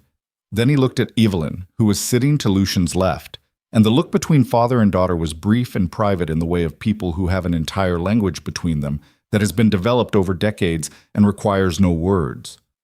He looked back at Lucian. Don't waste her time, he said. Whatever this is or isn't between you, don't waste her time. She has given enough of it to things that didn't see her. She won't do it again, and she shouldn't have to. He paused. That's all. Lucian looked at Alexander Carter and understood that he was looking at a man who was telling him the most important term of the arrangement, and that the rest of it, the financial architecture, the board restructuring, the Beaumont preparation, was the packaging around this one sentence. I understand, Lucian said. Carter nodded once. The meeting was over. In the elevator going down, Evelyn stood beside him, and they both looked at the doors and said nothing for a moment. The building hummed around them. The numbers descended. He doesn't do that for everyone, she said. I know, Lucian said. He did it because he believes people can change, she said. Not easily, not cleanly, but actually, she paused. He told me that once about someone who had wronged him badly. I thought he was wrong at the time. I think I was too young to understand what he meant. What did he mean? Lucian said. That the capacity to change doesn't redeem what came before it, she said. It just determines what comes after. She looked at the elevator doors. The before is what it was. You can't fix it. You can only be honest about it and decide what the after looks like. The elevator reached the lobby. The doors opened. They walked out together into the Carter Tower lobby, past the security desk, through the revolving door, into a cold morning with thin light coming from the east and the city already fully awake around them. They stood on the sidewalk. The Beaumont meeting is this afternoon, Lucian said. I know. My father's assistant will send you the briefing before noon. Will you be there? She looked at him. No, she said. That one is yours. You need to walk into that room without me. Not because I'm not... She stopped, chose the next words carefully. Not because I'm withholding. Because if I'm in the room, Beaumont will make it about me and my father, and you'll spend the whole meeting trying to manage the optics instead of the substance. You need to face him on your own terms. And if he pushes on the Fenwick note, then you tell him the review period has been extended and that you have the 90 days you need and that you'd like to discuss what a non-adversarial relationship between your organizations could look like going forward. She looked at him steadily. You don't threaten him. You don't posture. You give him a door that doesn't cost you anything to open, and you let him decide whether to walk through it. If he does, you have one less problem. If he doesn't, then I deal with it. Then you deal with it, she said, with what you have, which is more than you had 3 days ago. He looked at her on the sidewalk in the morning light. She looked back. Evelyn, he said. Don't, she said, quietly, not unkindly. I need to say one more thing. She waited. I know what Reale was, he said. What he built, what he used, what he was doing inside my organization for years. I know what Garrett was. I know what my mother did, and why, and what it cost. He looked at her. But the thing that actually brought it down, the thing that gave Reale the opening and Garrett the access and Beaumont the angle, it was the 4 seconds. It was the room and the 30 people and me looking at the floor. He paused. Everything else is a consequence of that. I want you to know that I know that. Not because it changes what happened, just because you deserve to have it said clearly. She held his gaze for a moment. Then she said, I know you know. How? Because you wouldn't be standing on this sidewalk if you didn't, she said. You'd have sent Marcus. He almost smiled. She almost let him see her almost smile. 7:30 tomorrow, she said. I want a status update on the Beaumont meeting. I'll call you tonight. Text, she said. I'm not ready for phone calls at night yet. Text, he agreed. She turned and went back through the revolving door. He stood on the sidewalk and watched her go. The Beaumont meeting happened at 3 that afternoon at a hotel in Midtown, neutral territory, Beaumont's choice, which Lucien had accepted without comment. Beaumont was already in the room when he arrived, seated with a glass of water and the particular posture of someone who had mentally rehearsed this several times and was comfortable with all versions of it. He was younger than Lucien had expected. Mid-50s, silver at the temples, the kind of Southern gentleman presentation that was so polished it had its own kind of edge. He stood when Lucien came in, extended his hand, smiled in a way that was technically warm. Mr. Blackwood, he said, I appreciate you making the time. Of course, Lucien said. They sat. Beaumont talked for the first 7 minutes. It was a well-constructed 7 minutes. A tour of the regional landscape, an acknowledgement of recent instability, a gentle mapping of where various interests were currently positioned, all of it framed as observation rather than as anything Beaumont had engineered, which was a polished performance that would have been convincing to someone who didn't have 18 pages of documentation and an 8 a.m. meeting with Alexander Carter in the same week. Lucien let him finish, then he said, I know about Harp's exposure on the Fenwick network. Beaumont's expression didn't change. That was how Lucien knew he'd landed it correctly. The absence of visible reaction was its own form of confirmation. The lender's review period has been extended, Lucien said. 90 days. I have what I need to satisfy the note within that window. What I don't have is the need for an ongoing adversarial relationship with your organization or with anyone in your coalition. He paused. I'm proposing we end this where it is. You withdraw the pressure on the Harp channel, which costs you a relationship that was leveraged on false assumptions anyway. And I don't pursue the question of how Reale's information found its way to you specifically. He said it the same way Alexander Carter said things. Not loudly, just levelly, just as fact. Beaumont was quiet for a moment. That's a very confident position, he said, for someone who was... I know what my position was 4 days ago, Lucien said. I'm telling you what it is today. Beaumont looked at him. He was recalculating. Lucien could see the process happening behind those careful eyes, the reassessment of the variables, the new understanding that the Blackwood situation had shifted in ways that Beaumont's information, which had been supplied by Reale and fed through Garrett, had not captured. The Carter connection, Beaumont said carefully, is not a vulnerability, Lucien said. It never was. It was a resource that I didn't know I had. Now I know. Beaumont was quiet again. Then he said, The Castellano brothers attended my meeting last night. I know, Lucien said, and I know they didn't commit to anything. A pause. No, Beaumont said. They didn't. They looked at each other across the table. I think, Beaumont said slowly, that we may have been working from outdated information. I think so too, Lucien said. The regional landscape benefits from stability, Beaumont said. It was a retreat dressed as a principle, and they both knew it, and the knowing was part of the agreement. It does, Lucien said. They talked for another 30 minutes about nothing that mattered. industry pleasantries, regional developments, the abstract future. At the end of it, they shook hands and parted with the particular courtesy of two people who have just agreed not to be enemies without going so far as to be friends. In the cab going home to the estate, Lucian texted Evelyn, "Beaumont meeting done. He's standing down. Detail tomorrow."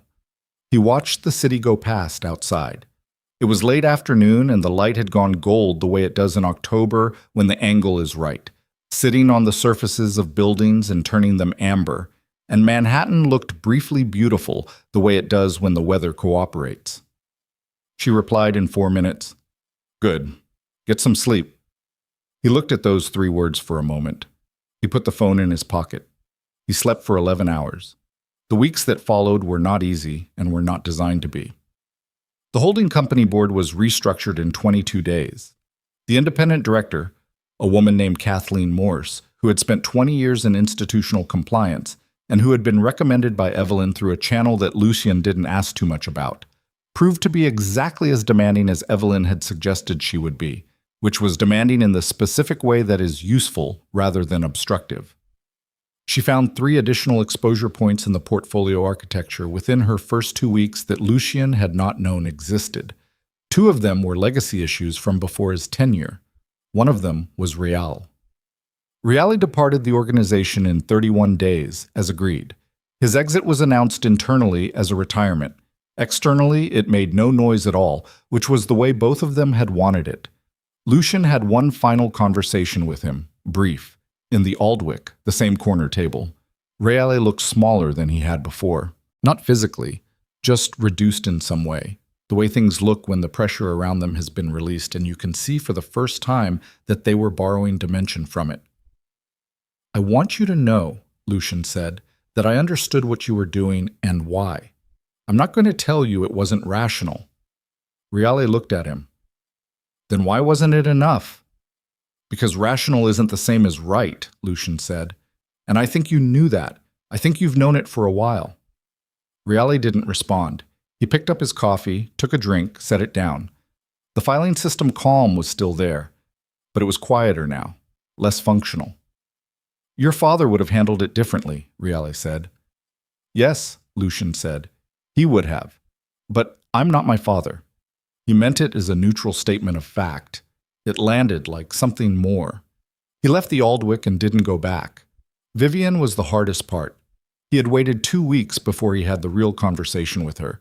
Not because he needed the time to prepare. He had known what needed to be said within 48 hours of the night everything broke open. But because Vivian needed the 2 weeks. She needed to understand the full scope of what had happened before she could be in a room with him, and not spend the first 20 minutes defending herself against information she was still processing. He went to her sitting room on a Tuesday evening. She was in her usual chair, a book open on her lap that she wasn't reading. He sat across from her. "I'm not here to relitigate what happened," he said. "I'm here because I need to understand something, and I need you to be honest with me." She looked at him. The defensive architecture in her expression was very high, very practiced. He waited for it. "What do you need to understand?" she said. "Why?" he said simply. "Not the strategy of it, not the reasoning you gave me about managing risk and protecting the family, the actual reason." She was quiet. "Mother," she looked at the window. "She was better than you at certain things," Vivian said, not loudly. "Things that mattered, business things, people things. She read a room faster than you did, and she was quieter about it, and I watched people respond to her without her doing anything, and I knew—" She stopped. "You knew what?" he said. "That if she ever decided to stop being quiet about it," Vivian said, "she would become the more important person in the room, and you wouldn't notice until it had already happened." She paused. "I thought I was protecting you." "From what?" Lucian said. "From someone who was actually helping me." "From becoming dependent on someone I didn't control," she said. Her voice was flat, honest. "I didn't trust her, Lucian. Not because of who she was, because of how much you would have needed her if you ever actually saw her. And I couldn't—" She stopped again. "Say it," he said. "I couldn't let you need someone I didn't control," she said. It cost her something to say it.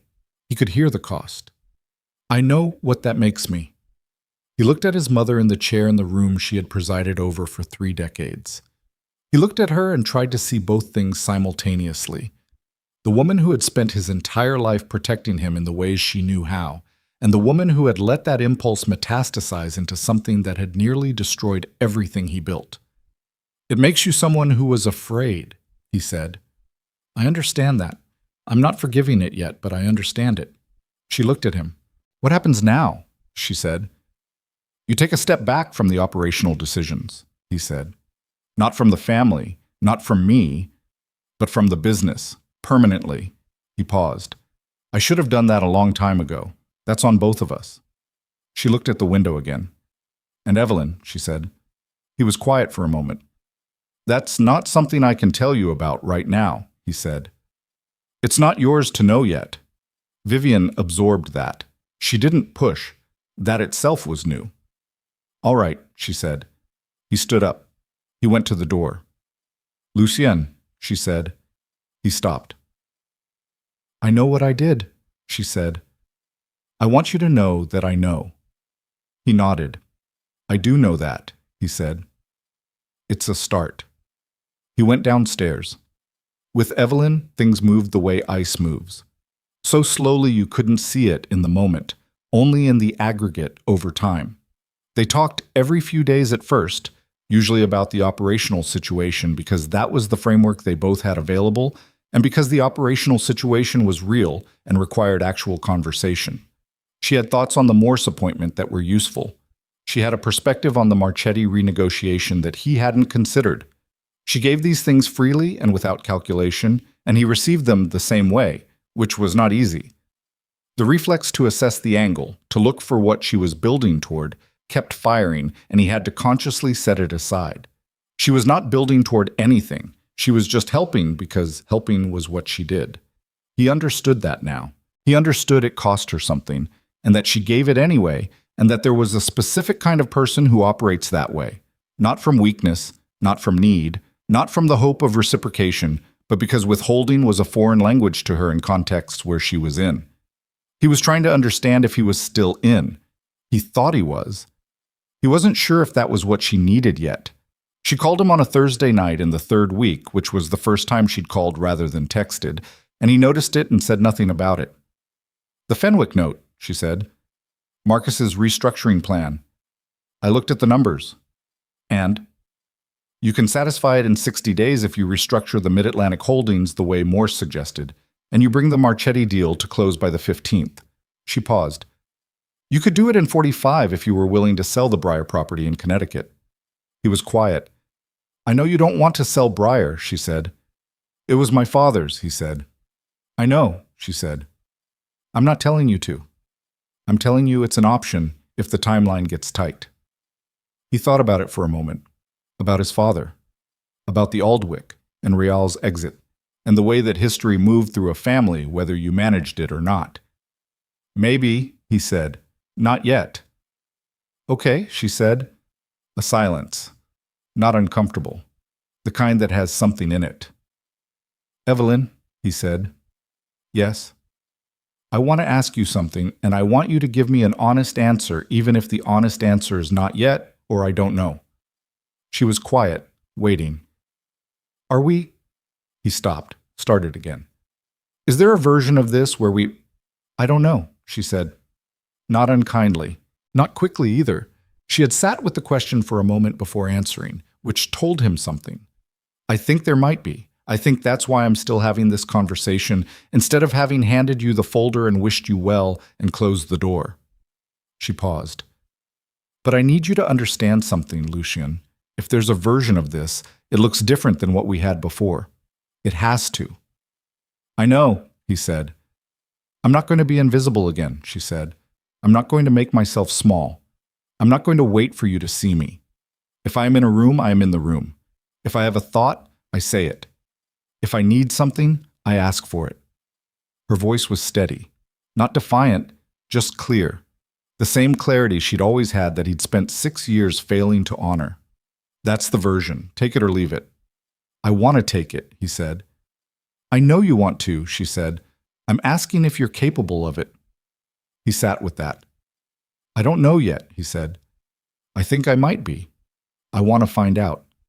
She was quiet for a moment. Then show up tomorrow, she said. Same as today, and the day after. That's all it is. That's all it is, he repeated. Good night, Lucian. Good night.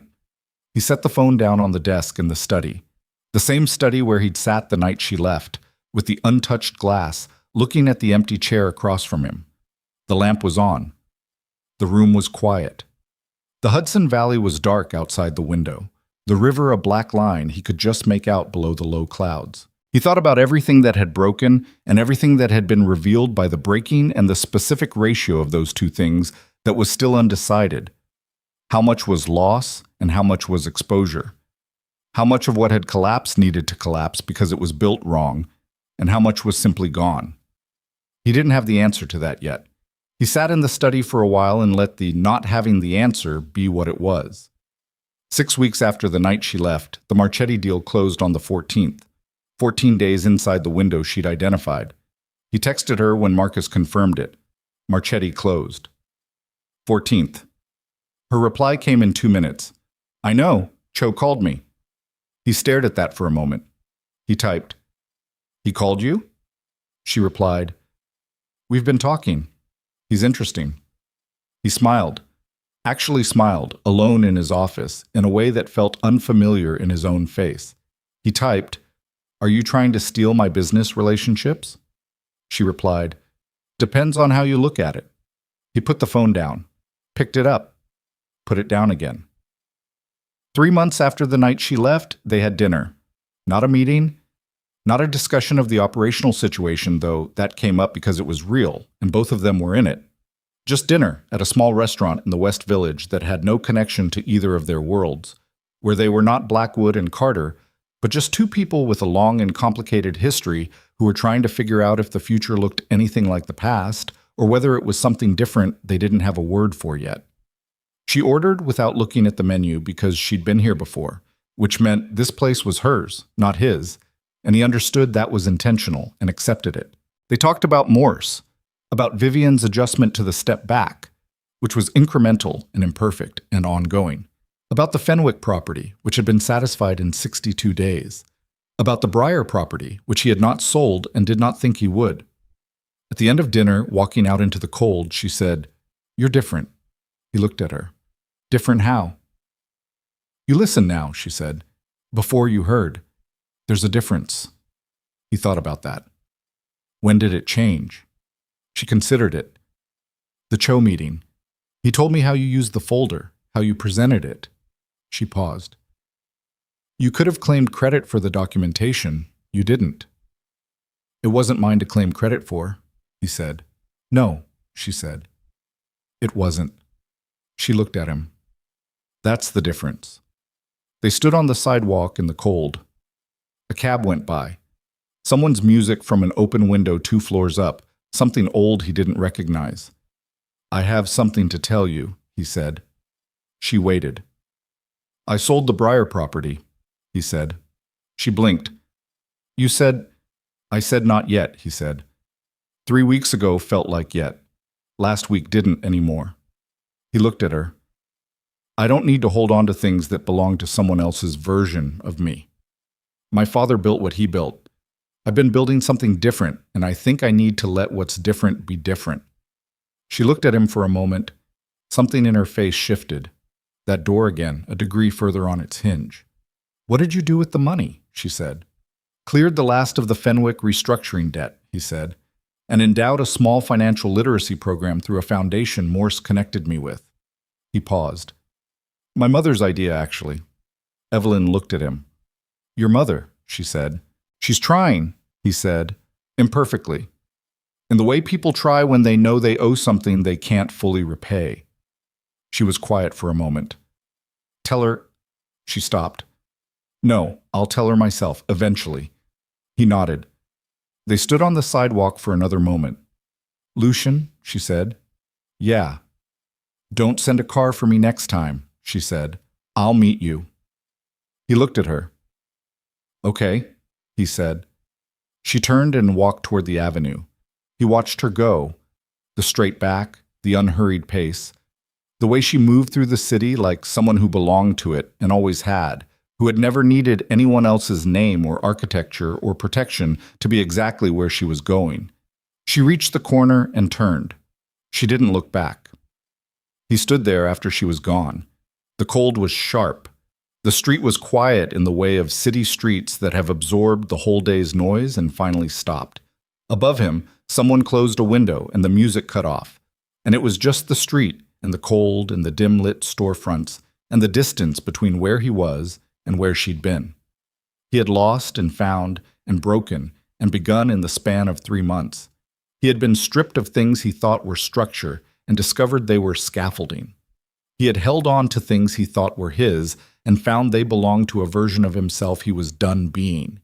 He had let go of things that weren't his to hold, including, finally, the thing that had cost him the most, the idea that power was what held a life together.